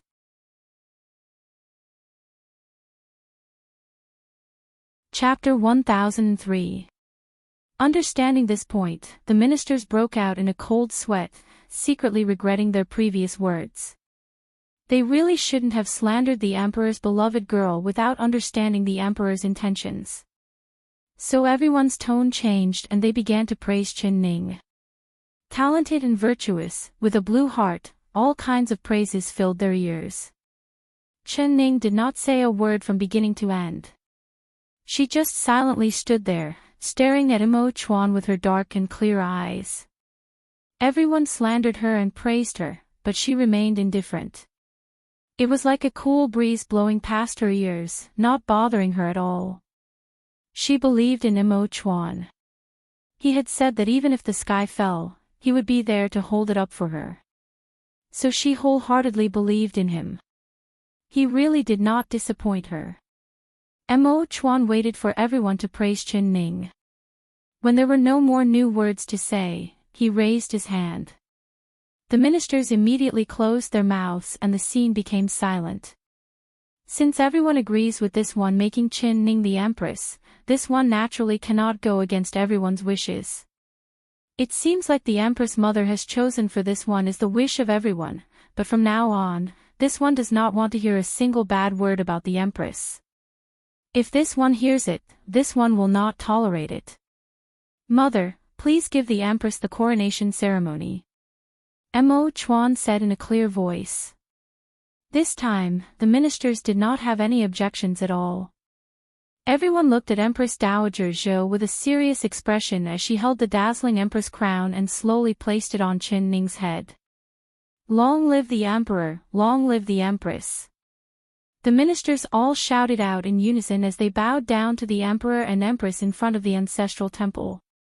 Seeing this, Empress Dowager Zhou's eyes suddenly became wet. She raised her hand and slowly wiped the tears from the corner of her eyes. She couldn't help revealing a faint smile.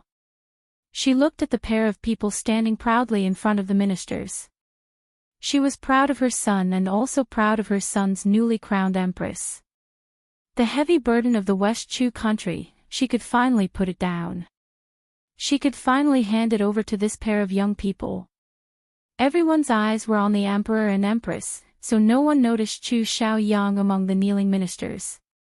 No one even noticed that he had appeared in the empress coronation ceremony and no one mentioned his name.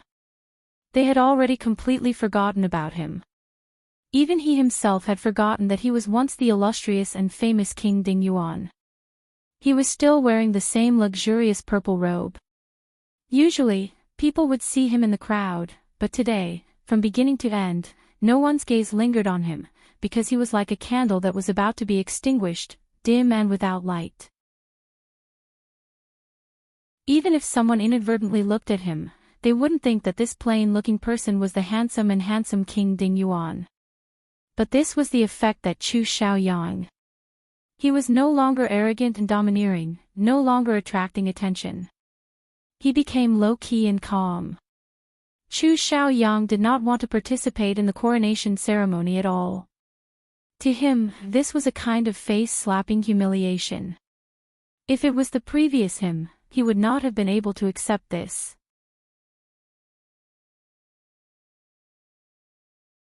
Chapter 1004. This really was a large irony. This was the girl he had loved for 8 years, the girl buried deep in his heart. He had thought that he would never be separated from her, but he never thought that the distance between them would already be this far away. After the Empress coronation ended, the Emperor, Empress, and Empress Dowager Zhou returned to the palace. The ministers all sat in their own carriages and left the ancestral temple. Very quickly, there was only Chu Xiaoyang left.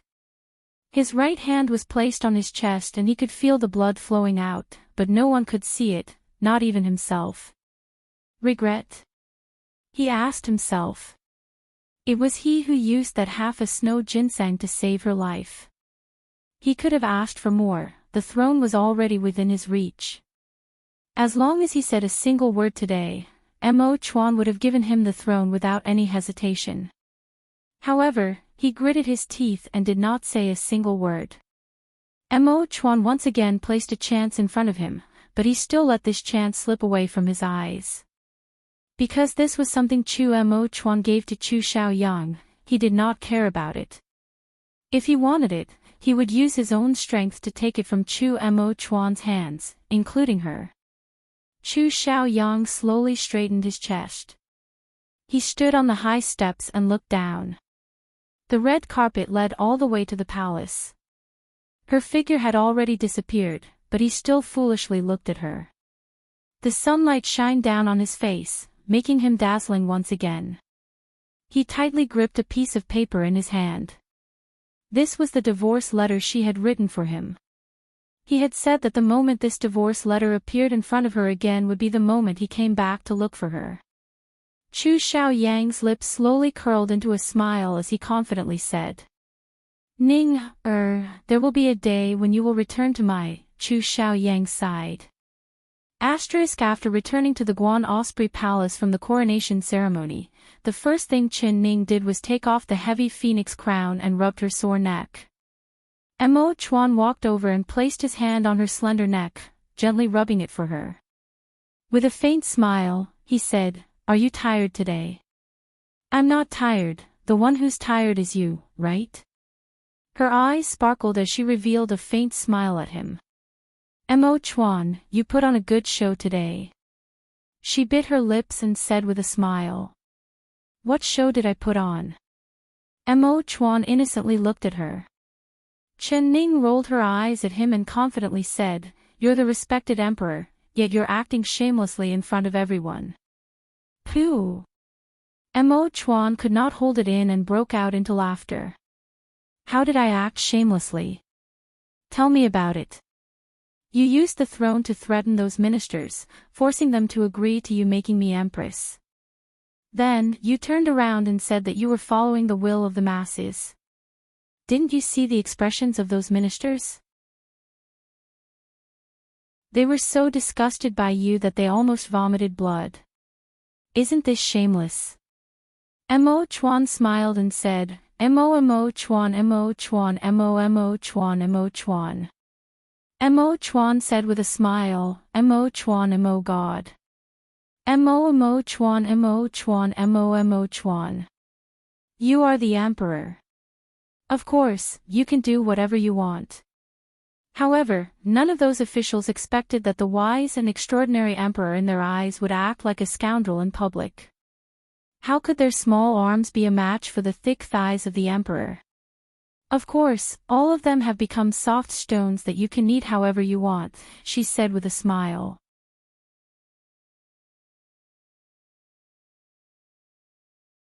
Chapter 1005.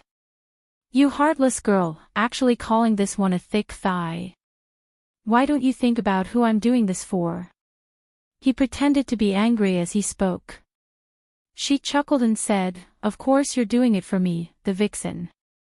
Although those ministers are all praising me with their mouths, and their words are even more pleasant to hear than singing. What blue heart and intelligence, what beautiful appearance and intelligent mind, TSK. In their hearts, they're definitely all cursing me for being an evil vixen that has bewitched the sage. Mo Chuan couldn't help laughing at her. Chen Ning looked at him without blinking.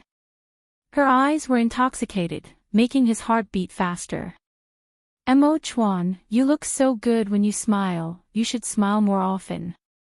His smile was like the blooming of spring flowers, the thawing of the earth. It was like the spring wind and rain, making her stunned looking at it. You think I look good? He asked with a smile. Her words always made his heart feel like he had eaten honey. Of course. She honestly said. This was the first time Mo Chuan was happy that he had a pretty good face because she felt that this face was good and she couldn't take her eyes off it. But I think you look better. Not only do you look good, you're also delicious. He used the tip of his tongue to moisten his lips. His eyes looked down and stared at her red lips. Chen Ning suddenly thought of his passionate kiss in the morning. She quickly jumped up from the chair and moved back. Mo Chuan, stop messing around. Where do you want to hide? Don't think you can hide from me in this life. He stretched out his arms and easily caught her. Looking at her shy and red face, he chuckled. What are you afraid of? It's not like I'll eat you right now. Chen Ning calmed herself down. That's right, with Dr. Zhang's orders, he wouldn't touch her right now, so what was she afraid of? Actually, Mo Chuan, you don't need to act shamelessly today. You just need to loudly say in front of everyone, this one wants her as the Empress, and those ministers wouldn't say a single word, but you didn't say anything. You let those ministers give a bunch of reasons first, and when they finish speaking, you forced them to refute their own reasons, making them slap their own faces. You really are bad. Thinking about it now, she couldn't help wanting to laugh. This Mo Chuan, he really was black-bellied. Mo Chuan said with a smile, it's more interesting like this. Don't you think this kind of show is more interesting? It's indeed very exciting. Watching their faces change back and forth, it's almost as if they're actors on stage. She giggled. That's right, Mo Chuan, why didn't I see Xiaobai at the Empress ceremony today? Speaking of which, I haven't seen or heard from him for several days. He didn't even appear at such an important event today. Did something happen to him? Mo Chuan. She had not thought about Chu Xiaobai for the past few days. Even if his figure flashed in her mind, it was just a flash. Because her heart was filled with Mo Chuan, there was no room for her to think about other people or other matters. She remembered reading a sentence from a book, when you have a partner, you will ignore a lot of people and things around you. Your world will become very small, so small that only the person beside you is left. This was life, and no one was an exception. Only now did she realize the true meaning of this sentence. She was too happy, but when she thought of Chu Xiaobai, she couldn't help feeling a trace of regret.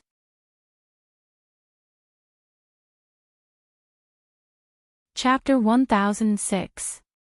Hearing her suddenly mention Chu Xiaobai's name, Mo Chuan's arms holding her slightly stiffened, but Chen Ning did not notice it. Xiaobai. I sent him out to do something important, he isn't in the capital right now. What, you've already become my Empress, are you still thinking about him in your heart? Aren't you afraid this one will be jealous? Mo Chuan deliberately said. He knew that he was the only one in her heart, but at this time, he was not willing to hear the name Chu Xiaobai come out of her mouth. Mo Chuan, what nonsense are you saying? I'm just a bit worried about him. When I needed him the most in the past, he would always appear in front of me. I'm worried that something has happened to him, I don't know why, but I keep feeling scared. What did you send him out to do? Is there any danger? She looked at him with a bit of worry. His heart slightly sank, but he had a relaxed expression on his face. Do you think I would send him out to do something dangerous? He went to ask for medicine for you. That day when you were poisoned and your life was in danger, it was Xiaobai who took the initiative to ask the #1 divine doctor in the world for medicine to cure you. That divine doctor's residence is at least a few days away from the capital, so perhaps he still hasn't arrived at the divine doctor's residence yet. Since you're worried about him, this one will send Shui Feng to chase him back. If he knows that you're fine, he will definitely rush back to see you. Are you assured now? The #1 divine doctor in the world. Is his medical skills even better than Dr. Zhang's? Chen Ning had indeed heard of this name before. Mobai had sent Chu Xiaobai away because of jealousy and sent him to ask for medicine for Empress Dowager Zhou. It was said that he went to ask the #1 divine doctor in the world. She naturally did not doubt Mo Chuan's words at all, but she was a bit curious about this #1 divine doctor. Mo Chuan nodded, but he did not say anything else. Mo Chuan, you should send Shui Feng to chase Xiaobai back. He's working so hard for me, it makes my heart feel uneasy. She let out a soft sigh. Hearing that Chu Xiaobai was working so hard for her, her heart was filled with gratitude and guilt. All right, then I'll tell Shui Feng now. You little girl, thinking about another man like this, are you really not afraid I'll be jealous? He deliberately looked at her with dissatisfaction. She giggled, you won't be jealous of Xiaobai because you care about him like me and because he is our closest person. You're right. Mo Chuan turned to look at her before opening the door. The smile on Chen's face slowly disappeared. In the coronation ceremony, she did not see Chu Xiaobai's figure, but she saw a person she did not want to see at all. Chen Xiaoyang. If she wasn't so familiar with him, to the point where she could recognize him just by looking at his silhouette, she would not have believed that the person she saw today was Chu Xiaoyang. He was among the group of ministers, his purple robes fluttering about, bright and beautiful, but not the slightest bit of attention. He became gloomy and low-key. Although his eyes were fixed on her, she couldn't feel his overbearing aura. But her attention did not stop on Chu Xiaoyang. She just looked over his face and did not look at him again.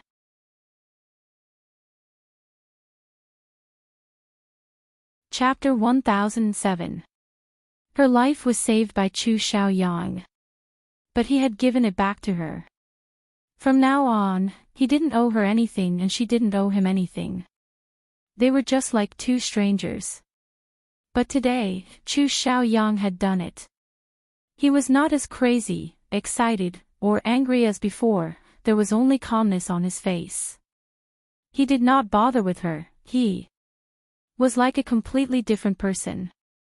Chen Ning heard from Mo Chuan that Chu Xiaoyang had already brought Qin Baiyun back to the King Ding Yuan Palace from the Cold Palace and he had acknowledged the child in Qin Baiyun's stomach. Only, Qin Baiyun was still a concubine and Chu Xiaoyang did not ask for the princess concubine position that Qin Baiyun dreamed of. Perhaps he had really let go of his hand and let go of his obsession with her. He also knew how to cherish the happiness in his hands. Like this, perhaps it was a happy ending for everyone, right? But Chu Xiaoyang, did he really let go? Chen Ning suddenly felt a chill run down her spine. After Mo Chuan left the Guanyu Palace, he was the same as Chen Ning. The smile on his face slowly disappeared. Xiao Si, where's Shui Feng? Reporting to the emperor, Shui Feng is still in Dr. Zhang's palace. Xiao Si replied. Mo Chuan looked back and quickly walked out of the palace gates. Xiao Si closely followed behind him. How is Xiao Bai? Mo Chuan took a breath. Standing in the empty palace, he asked in a low voice. Reporting to the emperor, His Highness King Jing'an is still unconscious. Dr. Zhang said that he hasn't eaten anything for 2 days and his fever hasn't subsided, so his situation is not good. Xiao Si replied in a small voice. Mo Chuan's breathing stopped. Didn't Dr. Zhang clearly say that he was fine that day? He should be fine as long as he rests, so why is his illness becoming more and more serious? Xiao Si shrunk his neck and said, Emperor, Dr. Zhang said that King Jing'an's sword wound is not fatal and his wounds have been healing very well these past 2 days, but for some unknown reason, King Jing'an suddenly has a fever. Sometimes it's cold, sometimes it's hot. Even Dr. Zhang can't find the cause, so. Follow this one to Dr. Zhang's house, this one wants to personally see Xiao Bai. Mo Chuan did not wait for him to finish as he turned to leave. Emperor, you. It's best if you don't look. King Jing'an's current appearance is different from before. Xiao Si chased behind him and stuttered. How is it different? Mo Chuan suddenly stopped and turned around, staring right at him. He. Xiao Si lowered his head. Xiao Si, are you hiding something from this one? Xiao Bai, Is he already? Mo Chuan's pupils shrank and he reached out to grab Xiao Si's shoulder. His heart filled with fear. No, Xiao was in and Xiao Mo, Xiao.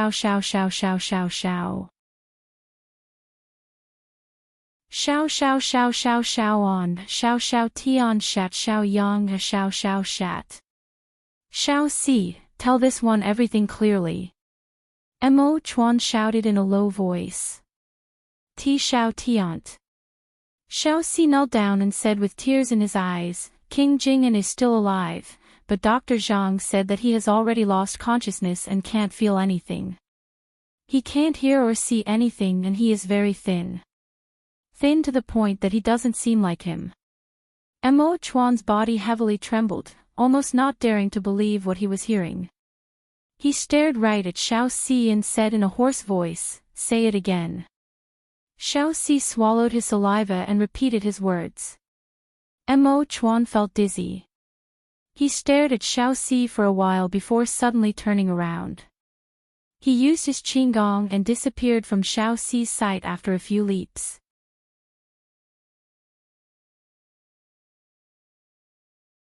Chapter 1008. Chen Ning thought that Mo Chuan would come back soon, so she changed into a set of comfortable clothes in her room. She took off the complicated Empress robe and felt her body become much more relaxed. Who would have thought that after waiting for a while, she would not see Mo Chuan's figure? She thought that he must have gone to the royal study to take care of some matters.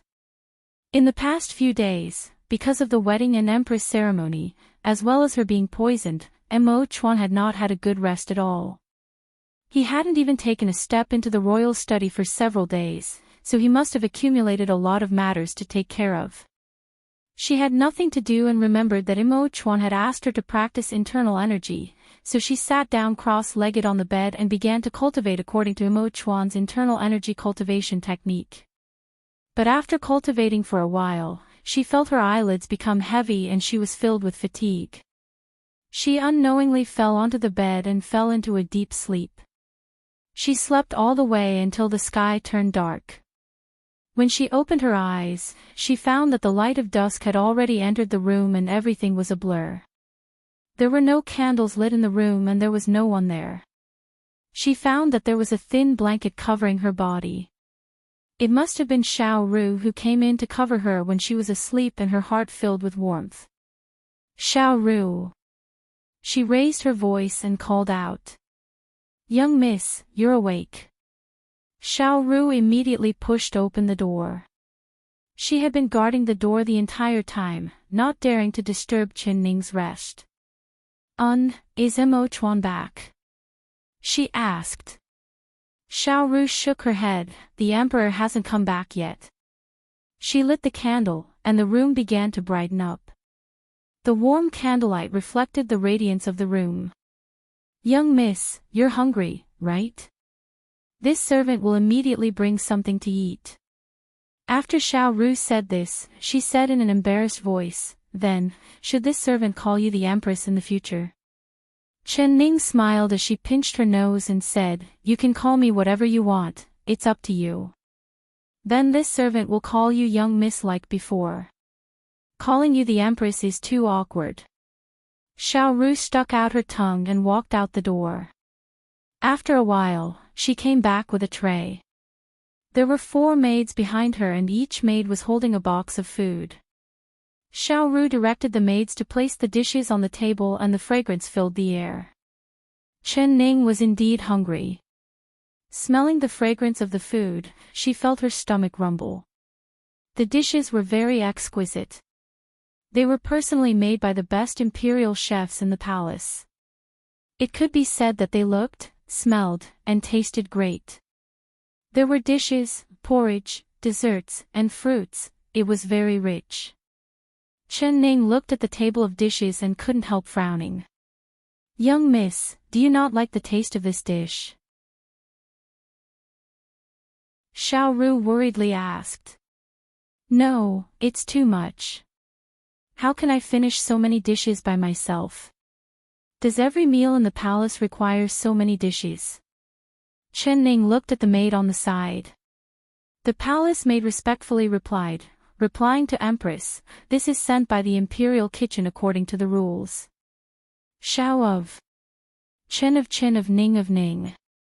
From today onwards, my Guan Osprey Palace only needs 2 dishes and a soup for every meal. Give the order to the imperial kitchen. This is the new rule. The Empress of Chen of Li Yi of it. I can't finish all of these dishes, I only need 4 dishes. You can eat the rest. Chen Ning said.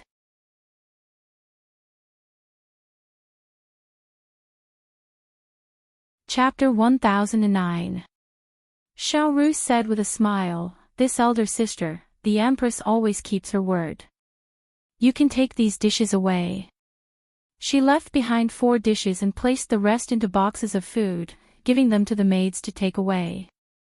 The 4 maids carried the boxes of food as they left. "Xiao Ru, let's eat together." Chen Ning patted the chair beside her. "Young miss, you're now the Empress, how could this servant dare to sit down and eat with the Empress?" Xiao Ru did not dare sit down. Chen Ning said with a smile, "Silly girl, just treat this place like before. The Empress is just an empty title. Come, sit down." She pulled Xiao Ru to sit beside her and placed the chopsticks in her hand. "Don't hold back. Just do what you did before." Xiao Ru revealed a smile and said, "All right." After the 2 of them finished eating, Xiao Ru cleaned up the dishes. "Young miss, how about this servant help you bathe and change?" Chen Ning nodded and looked out the window. She was thinking, it was already this late, why wasn't Mo Chuan back yet? When she finished bathing, the moon had already climbed up the window. She sat in front of the window and held her chin as she looked at the moon. Her hair was still dripping with water. Xiao Ru helped her dry her hair while saying, "Young miss, you don't need to wait for the emperor anymore. If you're afraid of not being able to sleep, this servant can sleep with you." Chen Ning said with a faint smile, "How did you know I was waiting for him?" Xiao Ru's face turned red and she said, "This servant just knows." Seeing Xiao Ru's face turn red, Chen Ning couldn't help feeling a bit strange. "Xiao Ru, why is your face red?" "How could it be? It's hot. This servant is hot." Xiao Ru quickly touched her face and found that her cheeks were indeed hot. "Xiao Ru, are you hiding something from me?" Chen Ning narrowed her eyes as she looked at her. Xiao Ru lowered her head and did not say a word. Chen Ning looked at her bashful and shy appearance and was a little surprised. Could it be that this girl was experiencing her first awakening of love? She pulled Xiao Ru's hand and asked with a smile, "Xiao Ru, are you also waiting for someone?" "That's right." Xiao Ru blurted out, but when she said it, she felt embarrassed. "You're waiting for Xiao Si." Chen Ning rolled her eyes and guessed. "Ah, no, no."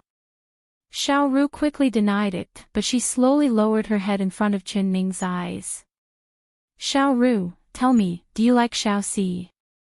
Chen Ning looked at her without blinking. Her heart was thinking, it can't be, right? When did this happen? Why didn't she feel it? Could Xiao Ru really like Xiao Si? Xiao Ru really liked Xiao Si. Xiao Ru looked at Xiao Ru.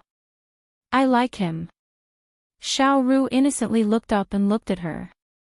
Chen Ning took a breath. She knew that Xiao Ru did not understand the true meaning of the word like, you, he, you as, you.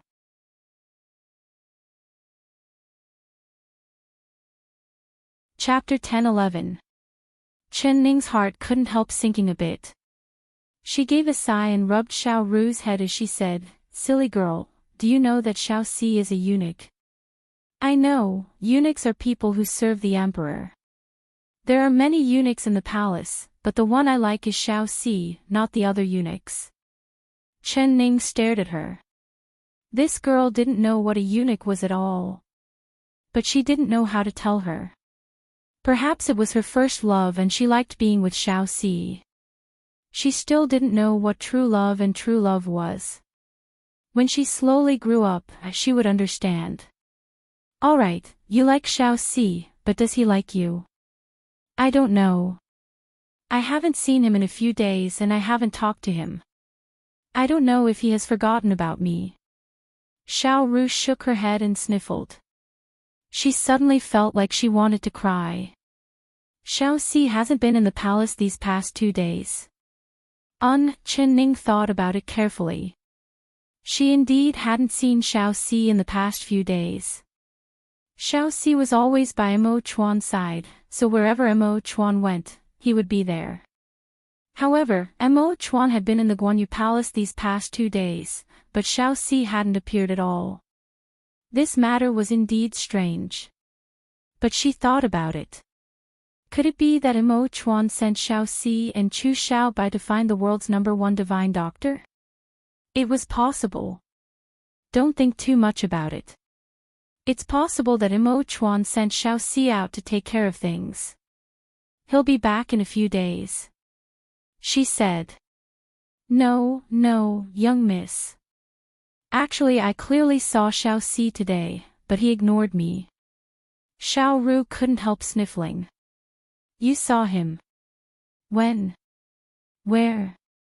Chen Ning asked in a curious voice. Right here. This servant saw the emperor come out of the room and call out, Xiao Si. Xiao Si suddenly appeared out of nowhere, and then the emperor brought Xiao Si out of the palace. Standing in the palace, the two of them spoke in a very low voice, so this servant couldn't hear a single word. Then this servant saw the emperor's expression change. In the blink of an eye, the emperor disappeared and only Xiao Si was left standing in the palace in a daze. I called his name and asked him what happened, but he didn't even look at me, like he didn't hear me at all. In the blink of an eye, even Xiao Si disappeared. Young miss, do you think my eyes are going bad? Did I see wrong? If he really is Xiao Si, why is he ignoring me? Xiao Ru pouted her lips and tears began to fall from her eyes. Chen Ning did not say anything. The scene that Xiao Ru had described flashed through her mind and a strange feeling filled her heart. Didn't Mo Chuan say he wanted Jue Feng to find Chu Xiaobai? Why did she pull Xiao Si into the palace to whisper to him? Xiao. Xiao, st say. Or perhaps he didn't want her to know. She understood Mo Chuan. He had a calm and steady personality, not showing any emotions on his face. Unless he was in front of her, he would reveal a smile. Normally in front of the ministers and in the palace, he would always have an ice-cold face. What did Xiao Si say that could make Mo Chuan's expression change? It must be a very big matter. Mo Chuan still hadn't come back, which meant this matter was very troublesome. What kind of big matter could it be? Could something have happened to Xiaobai? She shook her head and threw that bad premonition to the back of her mind.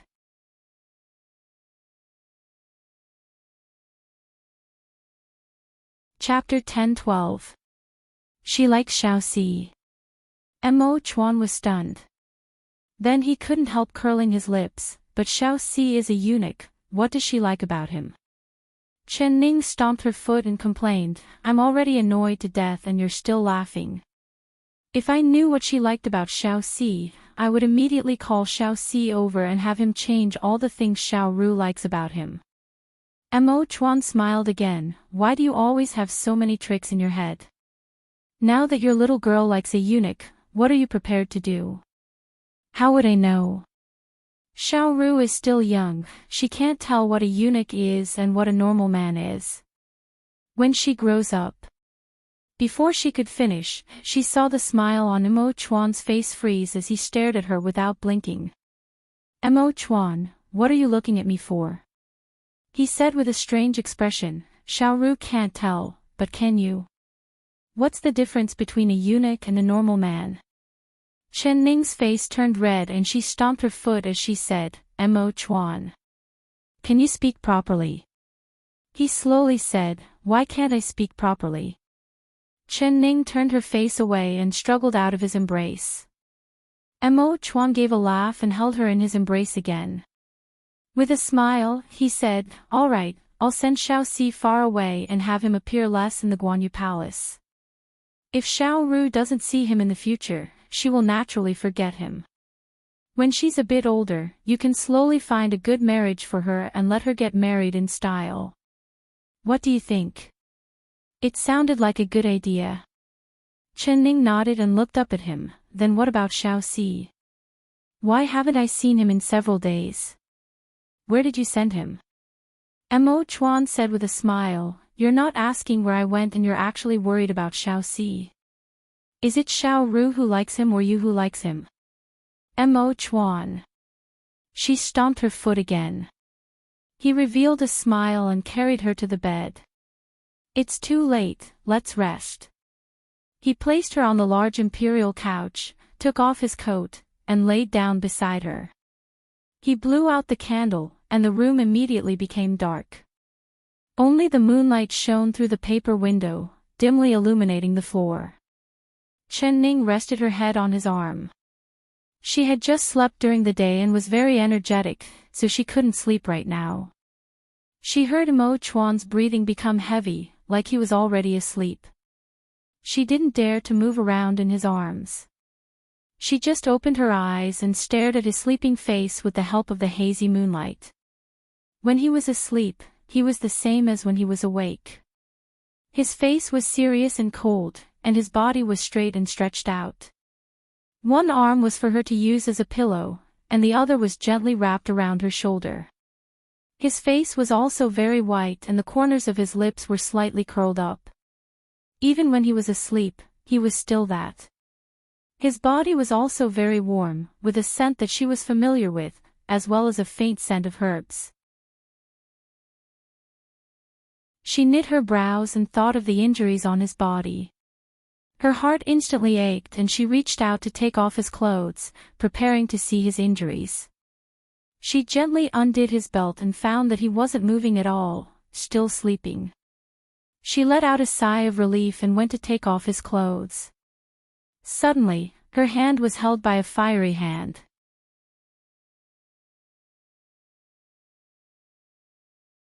Chapter 10:13. What do you want to do, Un? Mo Chuan slowly spoke with a lazy hoarseness in his voice. That playful look in his eyes was like he had caught a child doing something bad.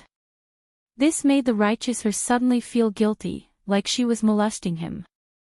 Actually, she just wanted to take off his clothes and look at his injuries. What did he think she wanted to do? I just want to take off your clothes and then. Before she could finish, he suddenly leaned over and kissed her on the lips. Chen Ning's eyes were still open as she looked at his face that was enlarging in front of her. Her mind could not react for a while. She wanted to tell him that she really did not have any intentions of molesting him, she just wanted to look at his injuries. But she couldn't say anything. He held the back of her head with one hand and didn't allow her to escape. He kissed her in a domineering and forceful manner, and the kiss became deeper and deeper. His lips and teeth intertwined with hers, and dazzling sparks flashed in front of her eyes. That was the collision of their hearts with each other. Mo Chuan's eyes were half open as his gaze met hers. He saw that her eyes were filled with intoxication and his passionate kiss became gentle, slowly tasting her sweetness. He had to carefully control his emotions, otherwise the one suffering in the end would be himself. He had already tried his best to avoid being too intimate with her, but she was not calm and wanted to provoke him. Could it be that she did not know that even if he was asleep, a slight movement from her would wake him up? Not to mention that she even dared to take off his belt and take off his clothes. This man's clothes, how could she take them off as she pleased? She was really not afraid of provoking his fire. He only wanted to give her a punishment kiss, but kissing and kissing, he also became lost with her. His breathing unknowingly became heavier as his passionate kiss moved from her lips to her slender neck. Suddenly, he stopped all of his actions and fell down from her body. He lay on the bed while gasping for breath. Damn! What was he doing? Chu Xiaobai's face flashed in his mind and it instantly extinguished the fire burning in his body. He began to deeply hate himself. Mo Chuan. Chen Ning sat up on the bed and looked at him with a deep gaze. There were no candles in the room and the moonlight was dim. She could not see the expression on his face, but she could feel his regret and pain.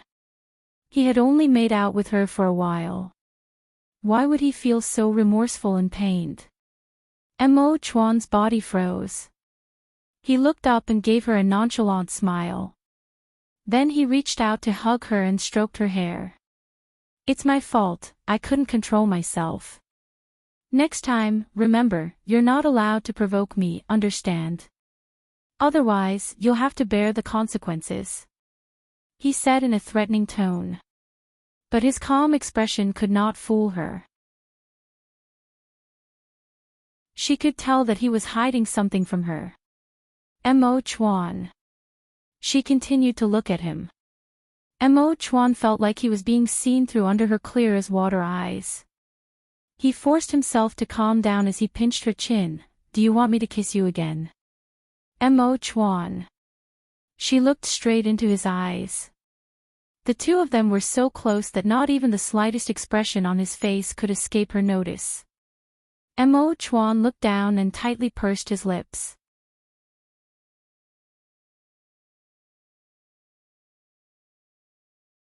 Chapter 10:14. Mo Chuan. She raised her voice. He closed his eyes and spoke in a hoarse voice. Xiao Bai, he can't hold on any longer. What can't hold on any longer? What do you mean? Xiao Bai, what happened to him? It was like Chen Ning did not hear his words at all as her eyes opened wide in disbelief. Mo Chuan took a deep breath and raised his eyes to look at her. His face was pale and his eyes were serious. His voice was heavy with a trace of trembling. Xiao Bai, he's about to die. It was like a muffled clap of thunder exploding in her ears, causing her to be dumbfounded. She looked at Mo Chuan in a daze, unable to digest the information he had just said. What did he mean? Xiao Bai, Chu Xiao Bai can't hold on any longer. He was about to die. How was this possible? This was simply impossible. Mo Chuan, you're joking, aren't you? You're lying to me on purpose, aren't you? Her voice trembled and her eyes unknowingly filled with tears. He held her hands and could feel her entire body trembling. It's true. Ning, I'm not lying to you. But why? Just what happened, tell me. Didn't he go find the #1 divine doctor in the world to ask for medicine? Why is he suddenly going to die?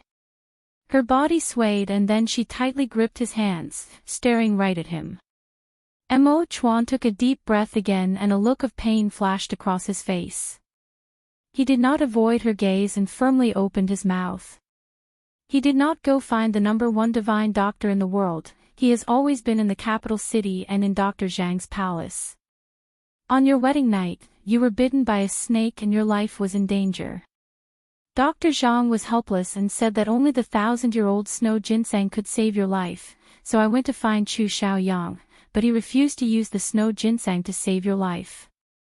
He said that unless I gave you to him, I rejected him without any hesitation. I knew that you would rather die than return to his side.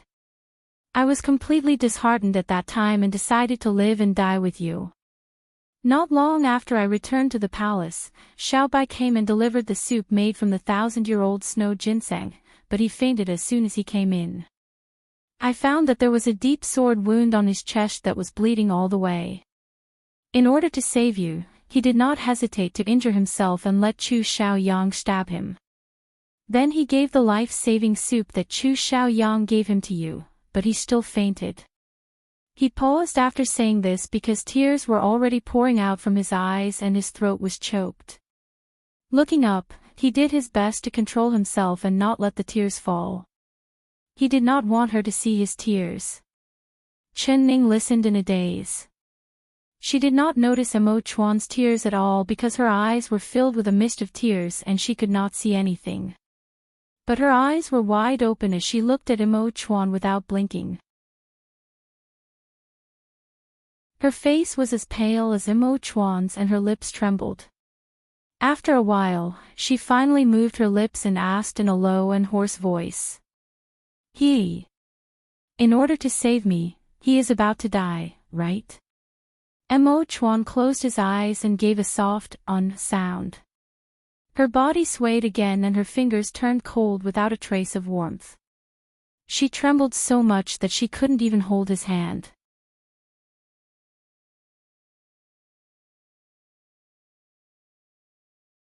Chapter 10:15.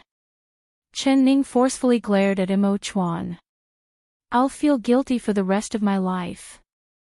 How could I let Xiaobai use his life to exchange for my happiness? Imo Chuan, how could you be this selfish? Her voice stopped and large drops of tears fell down.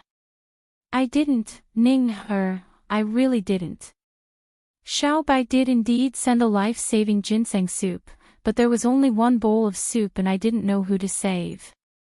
When I was in a dilemma, Dr. Zhang came over and checked Xiaobai's injuries. He quickly stitched up Xiaobai's wounds and fed him medicine. Dr. Zhang said that Xiaobai only had external injuries and nothing serious, he would recover after a while, so I believed Dr. Zhang and picked up the snow ginseng soup to save you. Before Imo Chuan could finish, he was coldly cut off by Chen Ning. So, I drank that bowl of life-saving ginseng soup, didn't I? No, you didn't drink that soup because it was poisoned by Chu Xiaoyang. Her body suddenly trembled and her eyes opened wide in shock. She tightly knit her brows and said in a confused voice, I don't understand. Imo Chuan gritted his teeth and no longer hid anything. He told her everything that happened that day. Because Chu Xiaoyang had already guessed Xiaobai's intentions, he deliberately made a bowl of poison to make Xiaobai think it was life-saving ginseng soup. He wanted me to personally feed it to you. He wanted to personally see my painful expression when I killed the person I loved the most. It's a pity that his poison was seen through by Dr. Zhang. God bless me, I didn't feed you that poison soup. He couldn't help tightly hugging her. Thinking of the scene at that time, his heart was still filled with fear. Chen Ning gave a cold shiver in his embrace.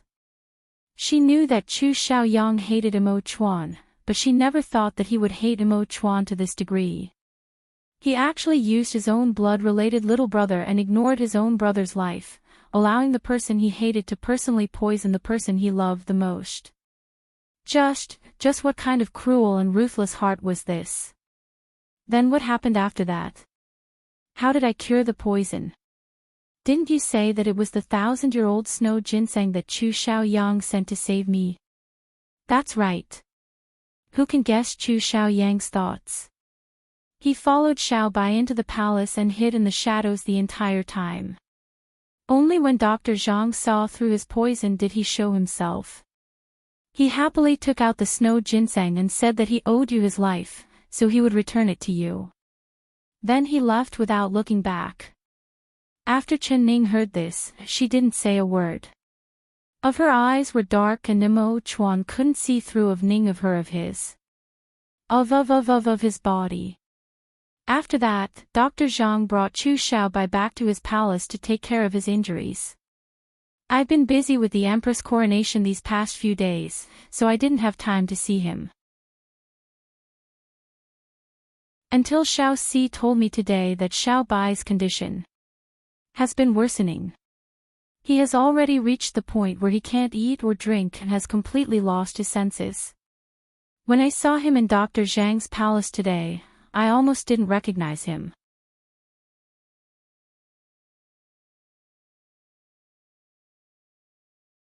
Chapter 10:16. Chen Ning's fingers slowly let go of his hand. She closed her eyes and her body powerlessly fell backwards. Ning, Imo Chuan was shocked and quickly hugged her. She fell into his embrace with her eyes tightly closed. Tears kept flowing from the corners of her eyes and a few strands of hair were stuck to her face, making her face look very pale. He did it for me, he did it all for me. It was me who harmed him. She muttered in a low voice that was like a whisper. Imo Chuan's heart filled with pain. He tightly hugged her, but her body was trembling in his embrace. Ning, this isn't your fault. It was like she didn't hear his words at all. She opened her eyes and looked up at his face as tears continued to fall from her eyes. If he's dead, how am I supposed to pay him back? What can I do to repay him? Mo Chuan, tell me, if Xiao Bai dies like this, will you feel guilty for the rest of your life? What about me? Can I be happy? She suddenly forcefully bit her lips, tightly biting them. Even when she tasted the sweet taste in her mouth, she still did not let go. Ning, don't hurt yourself. You can't save him like this, and my heart is just as uncomfortable as you. He looked at the bright red on her lips and his heart was filled with even more pain. Mo Chuan, take me away. Chen Ning suddenly broke free from his embrace and sat up. She straightened her shoulders and looked right at Mo Chuan. Go. Where? Mo Chuan was stunned. I want to see him, I have to see him. She met his gaze and said with a determined expression. All right, I'll take you there tomorrow when the sun rises. Mo Chuan did not hesitate as he nodded. I can't wait until tomorrow. Mo Chuan, take me there now. She forcefully grabbed his hand. Didn't he say that Xiao Bai was about to die? If he couldn't even make it through the night, wouldn't she never be able to see him again? Mo Chuan stared at her. Her expression had already returned to normal, but her eyes were shining brightly. He knew that if she couldn't see Chu Xiaobai, she would not be at ease no matter what. When they arrived at Dr. Zhang's palace, the sky was still not bright. Mo Chuan brought her down from the roof and landed in the yard. A vigilant voice came from the room, "Who is it?" Following that, a faint gray figure floated out of the room. It was Shui Feng. When he saw Mo Chuan and Chen Ning standing in the yard, he was shocked and quickly bowed down. Greetings to the Emperor, Empress. Emperor, Empress, you guys. Why are you here? Xiao Si followed Shui Feng out the door, also incomparably shocked. Where is Xiao Bai? Mo Chuan asked. In the room. Dr. Zhang is currently giving him acupuncture. Xiao Si said in a low voice. Mo Chuan let out a sigh of relief and turned to look at Chen Ning. Her eyes were staring at the flickering candlelight on the window paper, like she was looking at the light of hope, not blinking at all. Her face was much calmer than he had imagined. Ning, Dr. Zhang is giving Xiao Bai acupuncture, do you want to go in and take a look? He asked in a soft voice. She also heard Xiao Si's words and knew that he was still alive. In her darkest and most frustrating days, the handsome youth that smiled at her and gave her warmth, he was still alive. She had also heard Xiao Si's words. She knew he was still alive. In her darkest and most frustrating days, that handsome youth who had smiled at her and sent her warmth, he was still alive.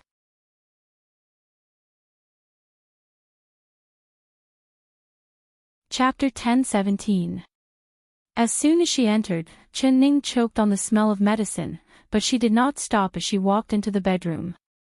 There were several small red clay stoves burning in the room, and on top of each stove was a medicine jar that was constantly emitting white steam.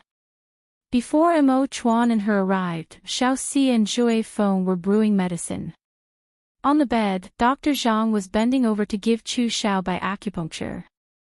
He did not hear Chen Ning's footsteps and was completely focused on the needles, not even lifting his head.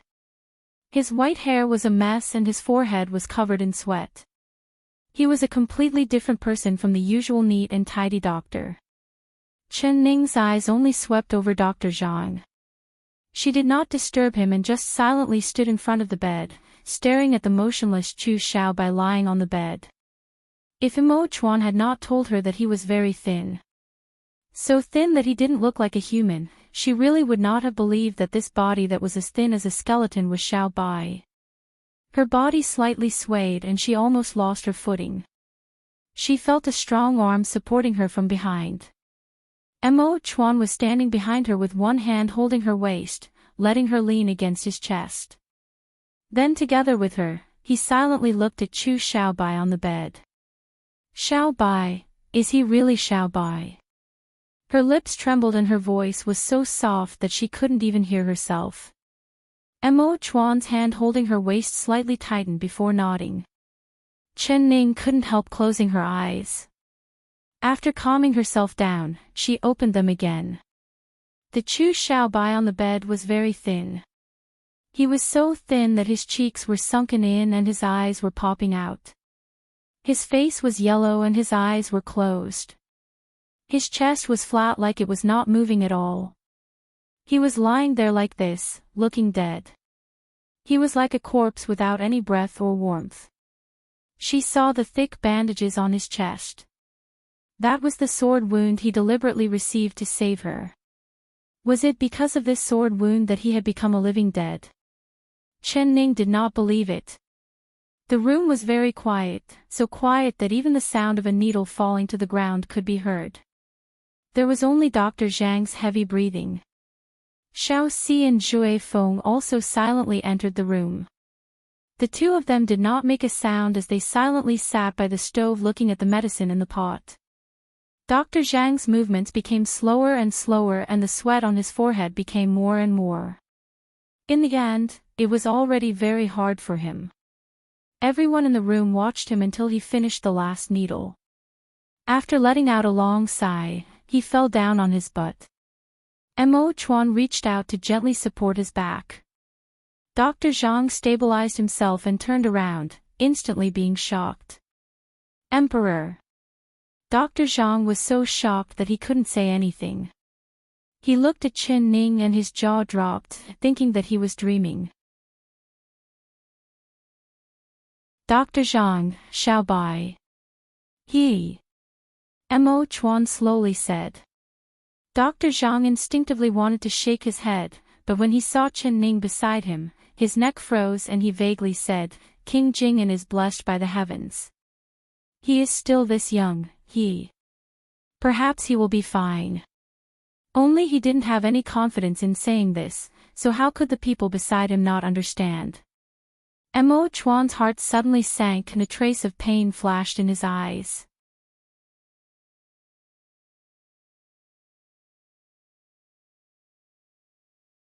Chapter 10:18.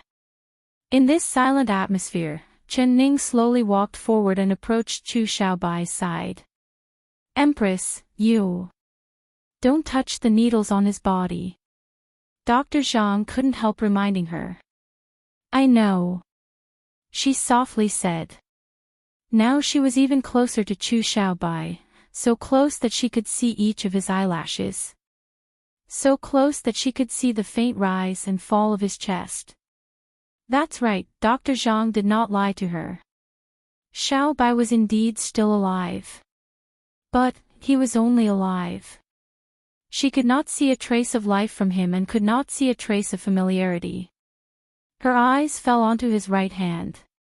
That hand was like a layer of skin wrapped around a skeleton, looking indescribably terrifying. Once upon a time, his fingers were slender and graceful. She would always remember that it was this hand that he used to hold up a beautiful ice flower that didn't seem to belong in this world.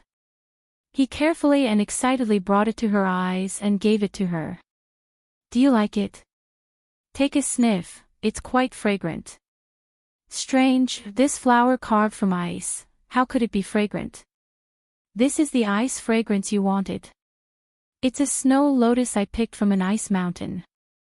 His clear and pleasant voice was still ringing in her ears, but the young man who gave her the ice fragrance had become a living dead person. Chen Ning tightly bit her lips, not allowing the tears in her eyes to fall. She still remembered the first time she saw him was in Chu Xiaoyang's wedding hall. Under everyone's gazes of disdain, only he looked at her differently. He revealed a smile to her that was like a spring breeze, blooming flowers everywhere. But the youth who had been smiling like the spring breeze was now lying motionlessly on the bed, allowing her gaze to wander over his face. His eyes were tightly shut, ignoring her. Perhaps his eyes, which were brighter than the cold stars in the sky, would never be able to open again. Chen Ning suddenly gave a cold shiver and threw this terrifying thought to the back of her mind. Dr. Zhang, wasn't he injured by a sword? How could he? become like this in just a few short days? You're saying he can't hear, see, or feel anything. Why is it like this? She turned around and asked Dr. Zhang with a trembling voice. Dr. Zhang gave a sigh and shook his head, reporting to the Empress, "This old minister has been a doctor for several decades, but I really can't explain why King Jing'an would suddenly become like this." The Empress is right, he only suffered a flesh wound. Although the sword wound injured his lungs and caused him to lose large amounts of blood, it wasn't fatal. This old minister helped him close the wound and fed him elixirs. According to this old man's experience, he should be fine after a few days of rest, but this old man never would have thought that King Jing'an's condition would suddenly worsen.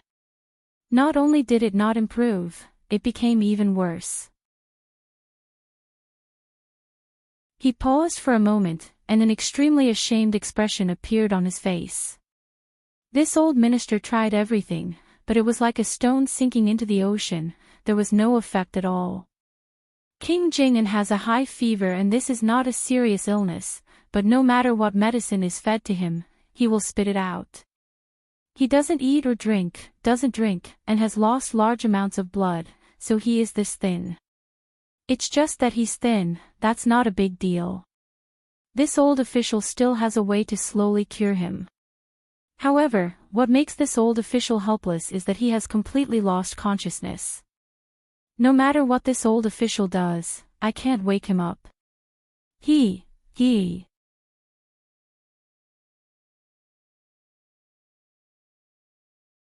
Chapter 10:19. How is he? Mo Chuan stared at him and asked in a hoarse voice.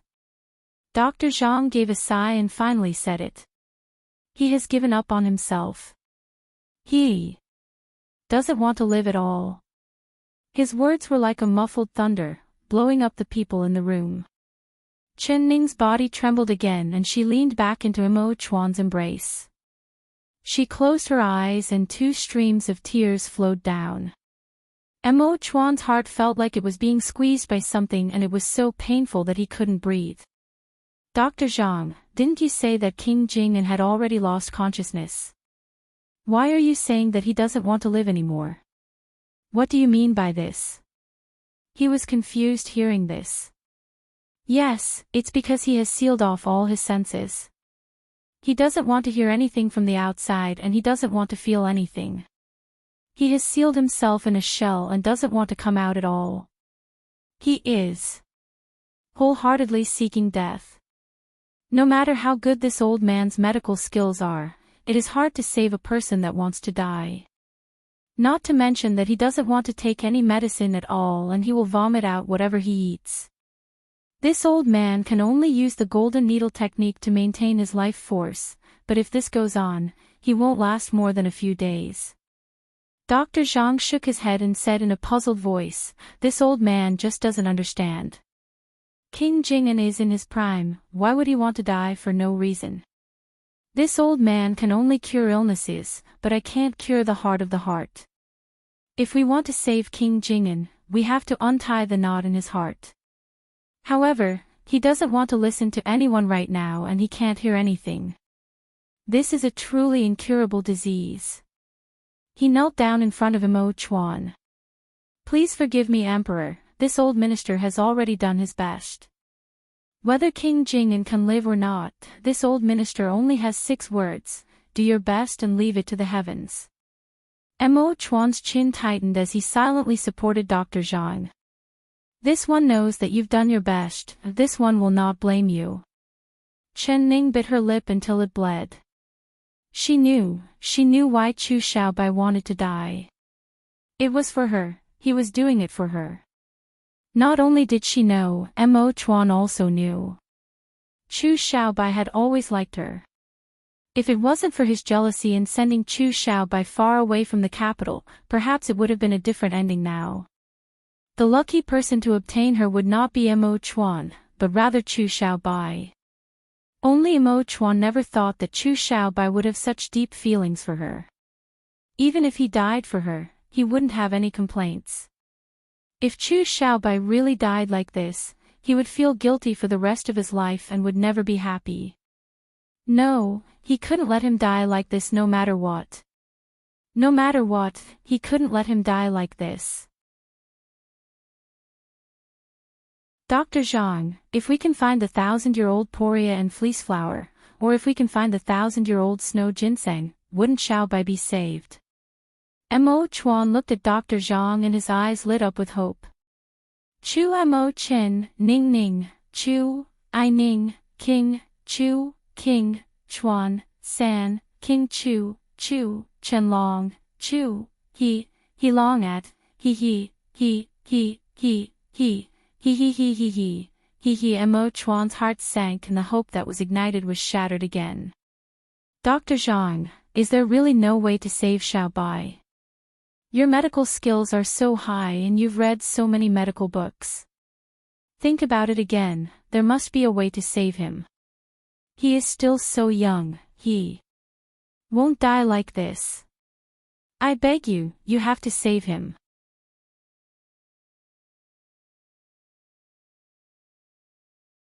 Chapter 1020. Empress, please stand up. You're making things difficult for this old minister. This old minister really has no other way. The only thing we can do now is to keep him alive, unless... Dr. Zhang quickly kneeled down on the ground. Unless what? Chen Ning suddenly looked up. She could hear a trace of hope in his words. But it's impossible, it's simply impossible. Dr. Zhang shook his head again. Dr. Zhang, what do you mean unless? Chen Ning closely asked. Unless we can invite the #1 divine doctor in the world to personally treat King Jing'an, only then will there be hope for King Jing'an, but this is an impossible matter. So, AI. Dr. Zhang gave a long sigh. Why is it impossible? He is known as the #1 divine doctor in the world and a doctor's job is to save people. Dr. Zhang, where does the #1 divine doctor live? I will personally invite him to come and save him. Chen Ning's eyes were filled with endless hope. As long as someone could save Xiaobai, no matter how far it was, she would definitely invite the divine doctor back. She suddenly thought about it. When Empress Dowager Zhou was sick, it was Chu Xiaobai who traveled thousands of miles to ask the #1 divine doctor in the world for an elixir. Her heart was filled with even more hope. Mo Chuan gave a slight sigh and pulled her up from the ground. He turned to Zhui Feng and said, Zhui Feng, immediately leave the capital and invite the #1 divine doctor in the world. As long as he is willing to save Xiaobai, this one will give it to him no matter what he wants. Zhui Feng nodded. Wait a minute, Mo Chuan. I'll go invite him with Zhui Feng. Chen Ning suddenly said. No, Ning, your snake wounds haven't completely healed and you don't know martial arts, so you can't travel such a long distance. Let Zhui Feng go invite him himself. His qigong is high and his martial arts are strong, so there will be news soon. Mo Chuan refused without even thinking. There's news. Your meaning is that Zhui Feng can't invite this divine doctor? She could hear the meaning behind Mo Chuan's words. Mo Chuan's face did not have a trace of joy, rather it was very heavy. He only gave a soft, sound and did not say anything else. Why? The Empress doesn't know, but this #1 divine doctor's medical skills can be described as superb and reviving the dead. As long as he is willing, there is no illness in this world that he can't cure. Even a person that just died can be saved, but he has a strange temper. This old minister has heard that there are 3 things he doesn't want to save. As long as it's someone he doesn't want to save, he won't even lift a finger. But if he wants to save someone, even if that person enters hell, he can still pull them back. Zhui Zhanqi. This divine doctor's temper is truly strange. Dr. Zhang, which 3 didn't he say should be saved? Could it be that Xiaobai is one of the 3 that he can't save?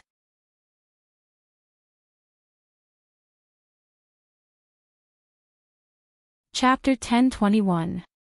When Chen Ning heard this, she couldn't help being stunned. She suddenly thought of something and turned to look at Imo Chuan. Last time the Empress Dowager was sick, you sent Xiao Bai out of the capital to ask for medicine from the #1 divine doctor in the world. Didn't you get it? If he really didn't save her, then how could he give a prescription to cure the Empress Dowager's illness? If he can save the Empress Dowager, then he can definitely save Xiao Bai. Mo Chuan shook his head with a sad expression. He held her hand and said, that divine doctor was willing to treat mother's illness not because Xiao Bai kneeled in front of his door for 7 days and 7 nights, but rather because Xiao Bai agreed to a condition and helped him do something that he couldn't do at all, so he made an exception. After that divine doctor gave the prescription to Xiao Bai, he said that he had already made an exception once, so there wouldn't be a second time. Even if Xiao Bai personally went to ask him for help in the future, he wouldn't do anything. I sent Zhui Feng to invite him because I was holding on to a glimmer of hope. Chen Ning wiped her tears and said, he is known as the world's #1 divine doctor, but I think he doesn't live up to his reputation. As long as it's a doctor, they all have a benevolent heart. How could they be like him who doesn't save anything and doesn't save anything? Could it be that rich and powerful people have to die from a serious illness? So what if they know martial arts, he won't save them? There are many people he doesn't like, so in the end, he doesn't deserve the title of the #1 divine doctor in the world. Dr. Zhang's expression changed as he said, Empress, please don't slander the divine doctor like this, he is a great doctor with true skills. This old minister has practiced medicine for several decades and the person I admire the most is this divine doctor, but it's a pity that I don't have the fortune to see him and I don't have the fortune to ask this divine doctor for a few pointers. It really is a regret of my life. If Zhui Feng can invite the divine doctor to the capital, this old minister would like to see the divine doctor no matter what. His words were filled with praise for the #1 divine doctor, but the more he praised the divine doctor, the angrier Chen Ning became. This divine doctor was truly wild enough. Was he amazing just because he had good medical skills? He didn't save anyone and even made a bunch of rules. What face did he have to be called the #1 divine doctor in the world? I'll go invite this divine doctor now. If I can't invite him to save Xiao Bai, I won't return to the capital. She stomped her foot and angrily said, Zhui Feng, go prepare the carriage, we'll leave immediately. Zhui Feng, go prepare the carriage now, we'll leave immediately. Mo Chuan's face sunk as he said, Ning, you can't speak nonsense. Do you think you can invite this divine doctor just because you want to? Even I don't have any confidence if I invite him myself, not you. Could it be that if you can't invite him, you'll never come back in this lifetime? She raised her head and looked right into Mo Chuan's eyes. She said with a serious expression, Mo Chuan, believe me, I will definitely have a way to ask this divine doctor to save us. This is our only hope of saving Xiao Bai, so no matter how hard it is, I will not give up. Her expression was resolute, and her tone was full of irrevocable determination. Feng out of his of he, chin of chin long t chin of t test t chin wanted chin. But how could he be assured of letting her go to such a far place alone? She didn't know martial arts and even if Zhui Feng protected her, he couldn't be assured at all.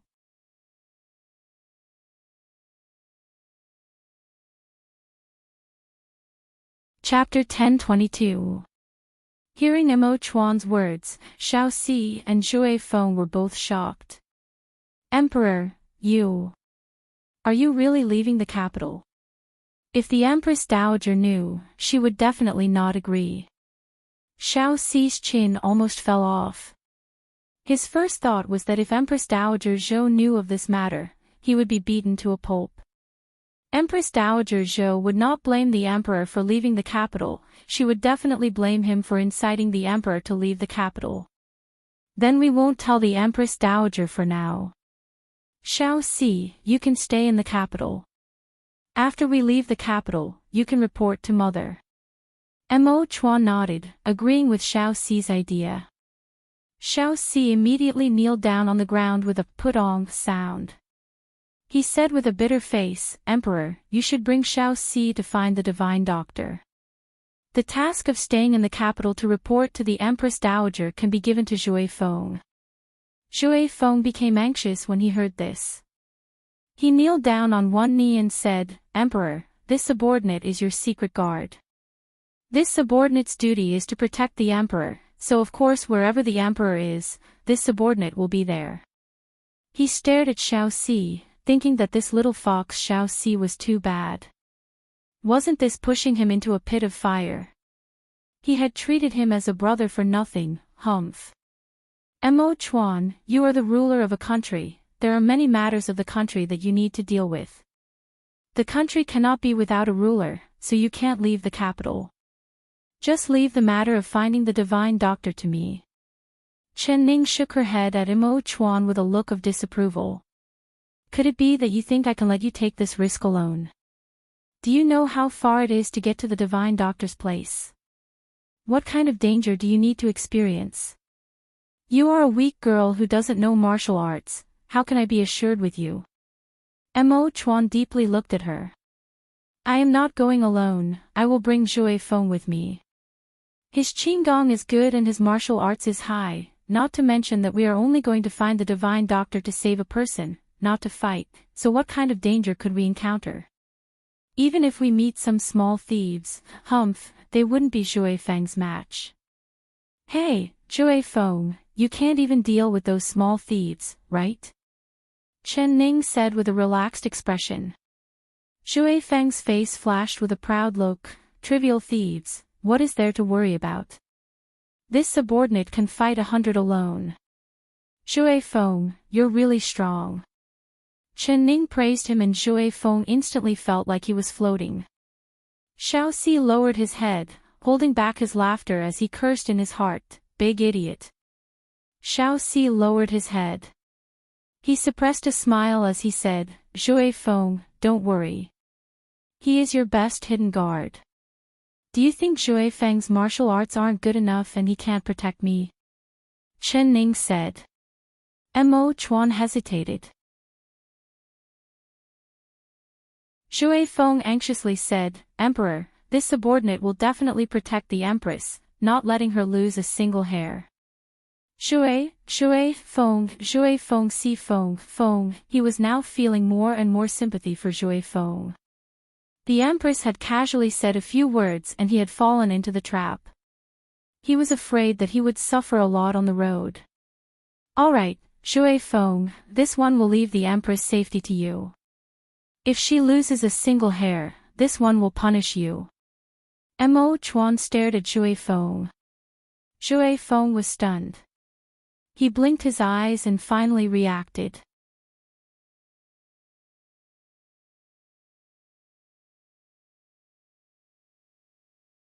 Chapter 1023. Emperor, Emperor, Emperor. Zhui Feng stuttered as he looked at Mo Chuan. His face looked like he had eaten a bitter gourd.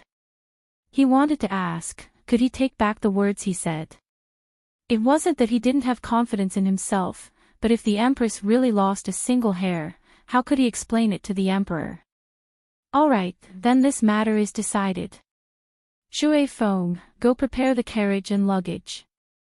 We'll leave in the morning." Chen Ning spoke again, not allowing Zhui Feng to go back on his words. Zhui Feng felt that Xiao Si was right, his head was made of wood. He couldn't help looking at Mo Chuan, but Mo Chuan didn't even look at him. "Zhui Feng, why aren't you going?" Mo Chuan said. "Ah. Yes." Zhui Feng's eyes popped out in disbelief. The Emperor was really sending him alone to protect the Empress and find a divine doctor? He did not dare disobey, so he braced himself and agreed. He turned around and glared at Xiao Si, who was making a face at him before walking out with large steps. Chen Ning slowly walked in front of the bed and looked at the unconscious Chu Xiaobai. She half-kneeled in front of the bed and reached out a hand, gently stroking Chu Xiaobai's cheek. She slowly said, "Xiaobai, believe me, I will definitely find a divine doctor to cure you. You have to wait for me to come back. I'll count to 3 and if you don't say anything, it means you agree and you can't go back on your word. 1, 2, 3.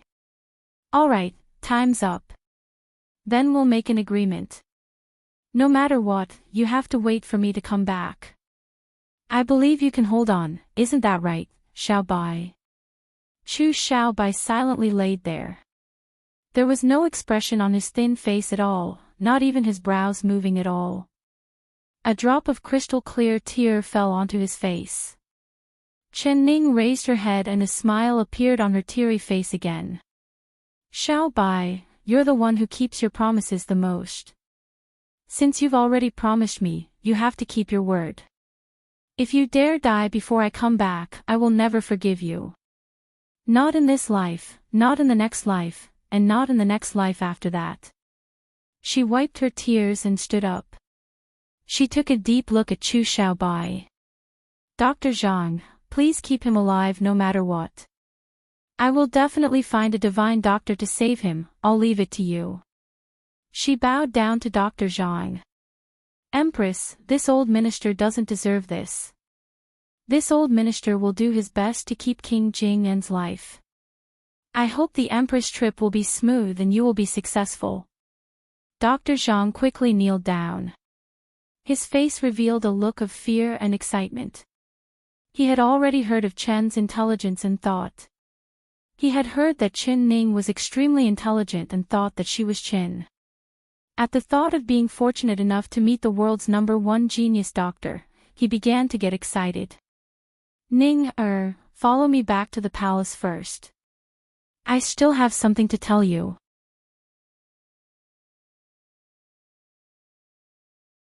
Mo Chuan grabbed her waist and brought her away without saying anything. Before leaving, he said, Xiao Si, you stay here. If there is any news, immediately report it to me. Chen. Xiao Si immediately agreed. He looked out the dark window and his heart was filled with sympathy for Zhui Feng. When the two of them returned to the palace, Missouri Chuan closed the door and stared at Qin Ning without saying a word. Mo Chuan, I have to go. I can't let Xiao Bai lie there like a living dead. Even if there is only a sliver of hope, I have to try it.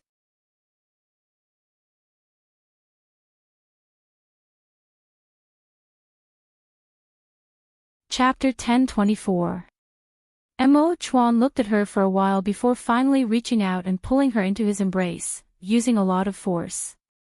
I know that you will definitely do what you decide to do, so I won't stop you, but you have to promise me that no matter what happens, you have to come back unharmed. If you really can't invite the divine doctor, you have to come back. If you dare not come back, how do you think I will punish you, He looked at her with a threatening gaze. Mo Chuan, I will definitely come back. Moreover, I will definitely invite the divine doctor back, believe me. She looked into his eyes with confidence. He nodded and didn't say anything more. He just squeezed her hand tightly. He knew more about how difficult the #1 divine doctor in the world was, but he was not willing to break her confidence. He also hoped that she really had a way to invite the divine doctor and save Chu Xiaobai's life. Alright, rest here for a bit. I'll prepare the things for you. Once the sun rises, you can leave. Mo Chuan carried her to the bed and placed her on the bed. Mo Chuan, what do you need to prepare? Of course it's something you need. Be obedient and wait for me here. Mo Chuan turned around and left after saying this. She laid on the bed and closed her eyes, but all she could see was Chu Xiaobai's thin yellow face. Tears unknowingly flowed down from the corner of her eyes. Xiaobai, believe me, I will definitely save you. No matter if that divine doctor is a human or a ghost, even if he is an immortal from heaven, I will bring him back to save your life. Mo Chuan came back again. His footsteps were soft and silent, so she did not hear them at all. He stood in front of the bed and saw her silently crying, his heart filled with pain. She was crying for another man, but he could only watch, unable to do anything because his heart was just as painful as hers. Silly girl, you're not allowed to cry anymore. You're crying for Xiao Bai, aren't you afraid I'll be jealous? He hugged her and wiped the tears from the corner of her eyes, pretending to be angry. She opened her misty eyes to look at him and softly said, "You definitely won't be jealous of Xiao Bai. But seeing you cry, my heart will ache." He used his finger to wipe the new tears from the corner of her eyes. "Ning, don't cry." She blinked her eyes and tightly leaned her head into his chest, revealing a tearful smile. In this world, only Imo Chuan understood her heart like this and felt pain for her. Her gaze suddenly fell on the two bags he brought back, one big and one small, and her eyes widened in shock. "Imo Chuan, what is this?" "This is for you to use on the road. Come, there are some things you don't know how to use. I'll teach you." Imo Chuan opened the small bag and took out a belt before tying it around her waist. This is not an ordinary belt. This is a very intricately crafted hidden weapon. It has a very nice sounding name, Peacock Spreads Its Tail.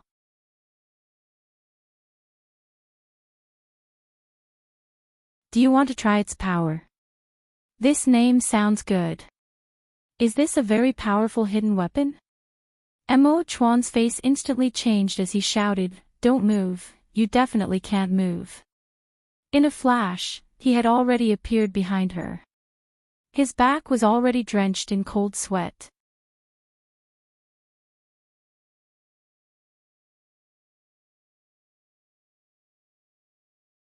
Chapter 10:25. What, did I activate the mechanism?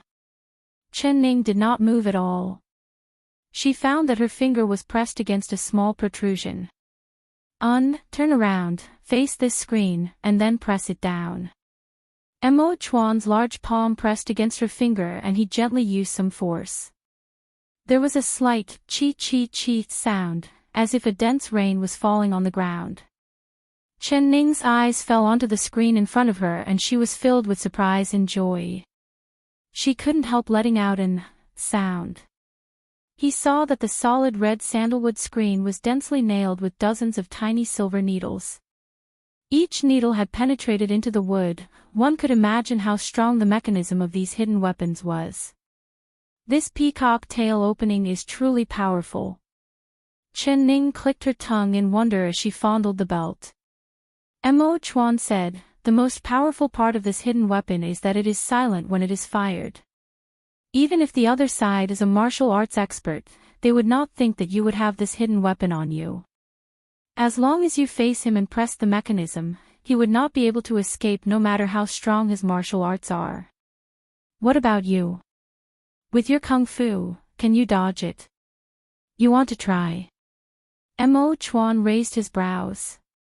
"I'll try." She suddenly turned around and faced Imo Chuan as she placed her finger on the belt. Imo Chuan was shocked. He never thought that she would try it just like that, not giving him any time to prepare at all. He did not have time to think about it. Suddenly a crane's shadow floated over her head, looking very beautiful. When it fell to the ground, it was already behind her. He heard her laugh. "What are you afraid of? Could it be that I'll really use a hidden weapon on you?" Imo Chuan gritted his teeth. He turned around and saw the faint smile on her lips, causing his heart to feel warm. He could finally make her reveal a smile. So what if she laughed at him? "You have to keep this belt on you, you can't take it off no matter what happens. I'm not by your side and Zhui Feng's mind is not flexible enough, so I'm afraid he won't be able to take care of you. You don't know martial arts, but with this peacock tail opening, even if you meet a martial arts expert, you don't need to be afraid.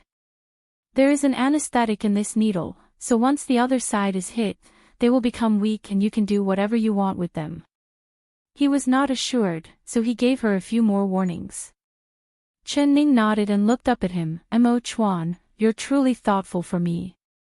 With this, I won't need to practice internal energy anymore." "No.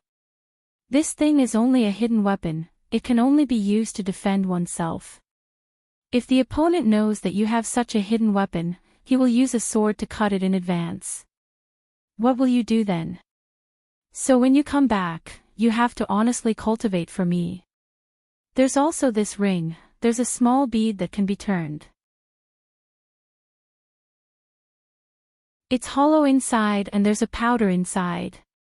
If you meet an enemy you can't beat, you can sprinkle the powder on their food or drink. This is a very strong powder, it can make the other side lose consciousness in half a cup of tea's time. Mo Chuan took out an East Pearl ring and put it on her finger. She played with the ring for a bit before looking through the large bag. She said with a smile, Mo Chuan, you're like a treasure chest. Let me see what kind of good things are inside this large bag. As soon as the bundle was opened, she was startled.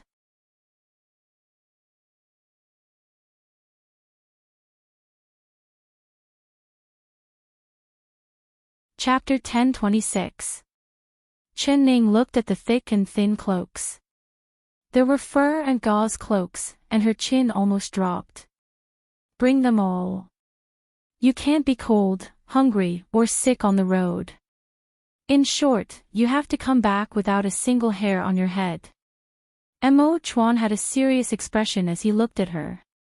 Chen Ning stuck out her tongue and did not argue with him. It was fine if she brought them. After all, it wasn't her that was carrying these things, it was the horse. All right, all right, all right. I'll bring them all. She tied up the bag. Mo Chuan took out small bottles from the small bag. He told her that this was Jinchuang medicine, this was bruising ointment, there was also blood-clotting powder, bruising pills, and various other kinds, no less than 10. Chen Ning was stunned. Mo Chuan, are you telling me to bring a medicine shop with me? Who knows what kind of danger you'll encounter when you're outside, so you have to bring these medicines with you. It's better to be prepared. Mo Chuan explained the uses of all the bottles to her, making her remember them in her heart. She sighed helplessly. She braced herself and memorized every single word. Mo Chuan, what is this? She finally saw Mo Chuan put all the bottles and ointment into the bag. She was shocked to see him take out a small bag from the large bag. When she opened it this time, there were all kinds of pastries, candies, fruits, and candies inside. Eat them on the road. You might not be used to eating outside, so I brought these back from the royal kitchen. There was a bit of time, so I didn't have time to have them prepare something to your taste, so I'll have to trouble you. Mo Chuan. Chen Ning bit her lips as she looked at him. Was he trying to turn her into a pig?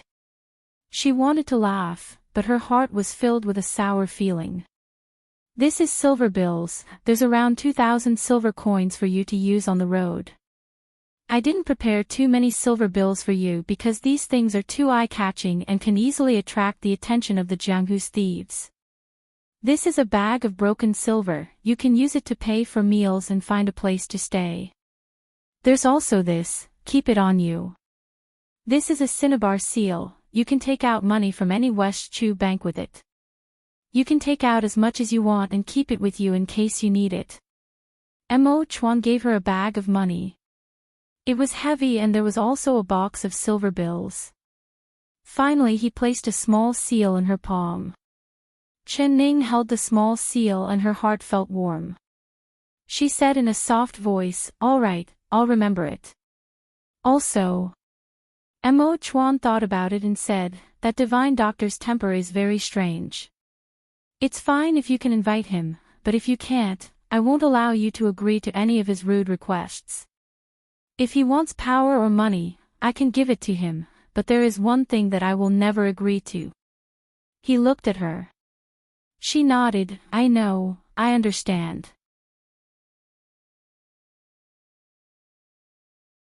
She had a smile in her eyes, what I know.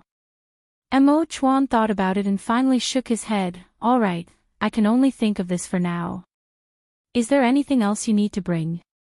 Mo's lips, Chen, Ning, Mo, Chen, Chin, go. A soft fragrance filled his nose and Mo Chuan couldn't help being stunned. He prepared to hug her for a deep kiss, but she slipped away from his embrace like a fish.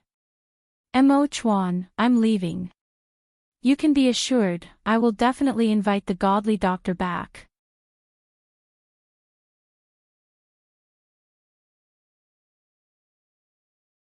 Chapter 1027.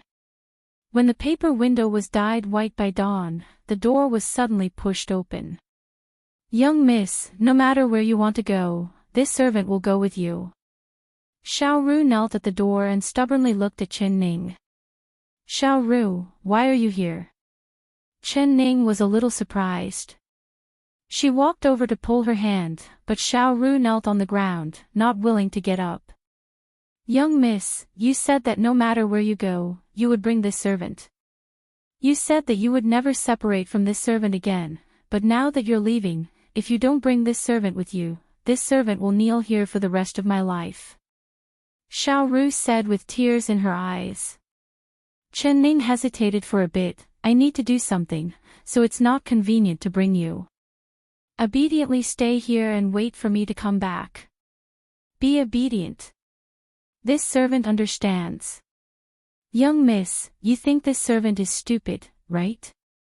Xiao Ru blinked her eyes and tears began to fall. Silly girl, I'm not saying you're stupid, it's just that the road will be very hard. This servant is not afraid of hard work. Young miss, this servant is not afraid of danger. This servant wants to be with you, so I beg you, please bring me with you. This servant can also take care of your food and daily necessities along the way. Although this servant is clumsy, this servant will massage your shoulders, massage your back, and help you wash your face. Eldest miss, you said that no matter where you go, you will not leave this servant behind. Have you forgotten all of this? Xiao Ru knelt on the ground as she sobbed.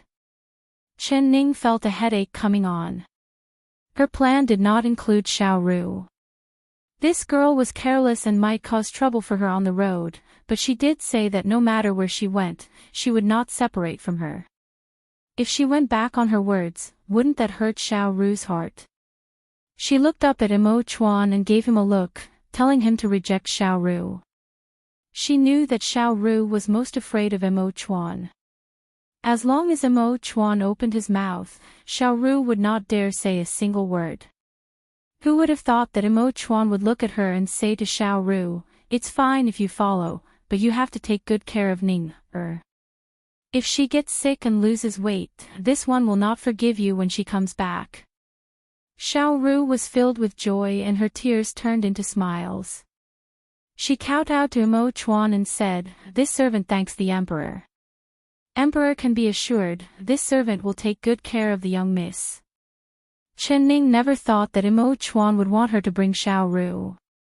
She was very confused and couldn't help staring at Mo Chuan. What if they met danger? She didn't know any martial arts, so she couldn't protect Xiao Ru.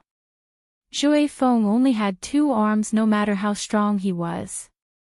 She was not afraid of danger, but she couldn't bear to let Xiao Ru face danger with her. Ning, it's good to have someone caring for you on this road.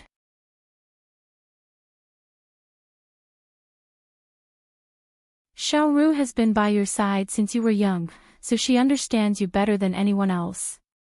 If you keep her in the palace, do you want me to see this girl cry every day? Ning said with a smile. Mo, by Mo, Xiao Ning, Mo, Ru. Xiao Chin, Xiao to come. Xiao you are, you, Xiao you, Xiao, she, and. No need, you don't need to bring anything. Everything is already prepared. Chen Ning looked at Mo Chuan and thought of the bag full of clothes. It was enough for her and Xiao Ru to wear for several autumns and winters. It's almost dawn, so you should go. Remember my words, no matter what the result is, you have to come back.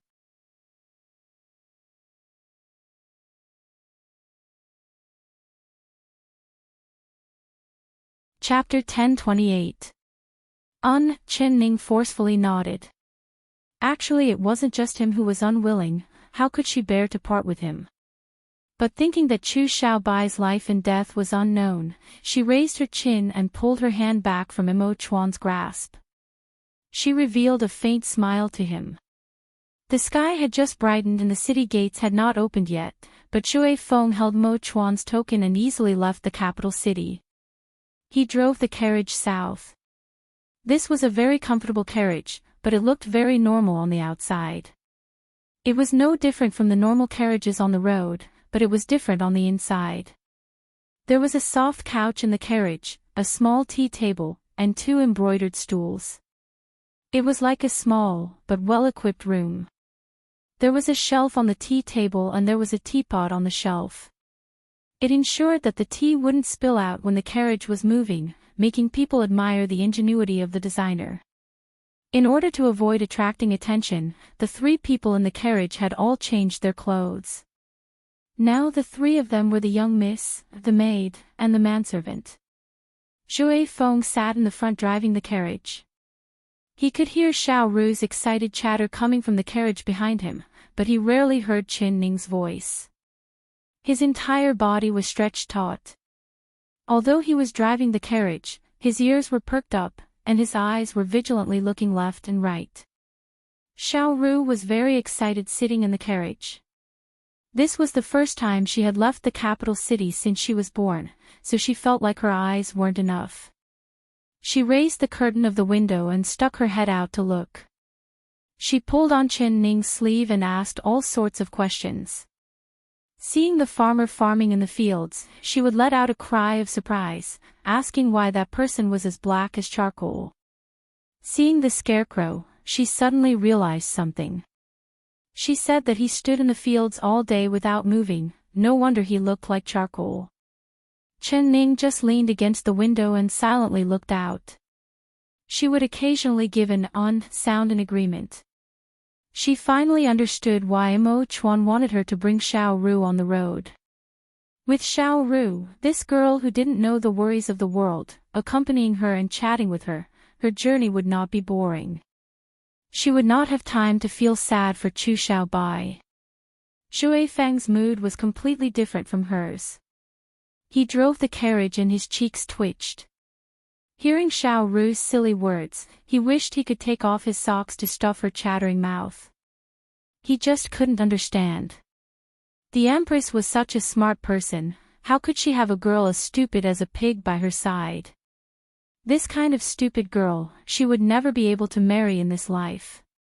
Who would be willing to marry a stupid pig as a wife? The 3 of them traveled in the morning and stayed at night. They traveled for several days like this, but they didn't encounter anything. For safety, Shui Feng chose the densely populated official roads. Adding in the fact that the 3 of them were dressed very normally, they did not attract any attention. Chen Ning knew that Chu Xiaobai's situation was not good. It was hard to say if he could last until she found the divine doctor, so naturally she hoped that she could go to the divine doctor's place as soon as possible. So on the way, Shui Feng did not dare to delay for even a moment.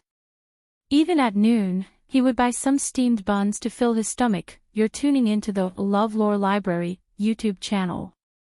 We're so grateful for your support and don't forget to subscribe to join us on this incredible journey through captivating stories. Your generosity through donations truly makes a world of difference, as it's the primary source of revenue that allows me to expand and enhance this channel for you.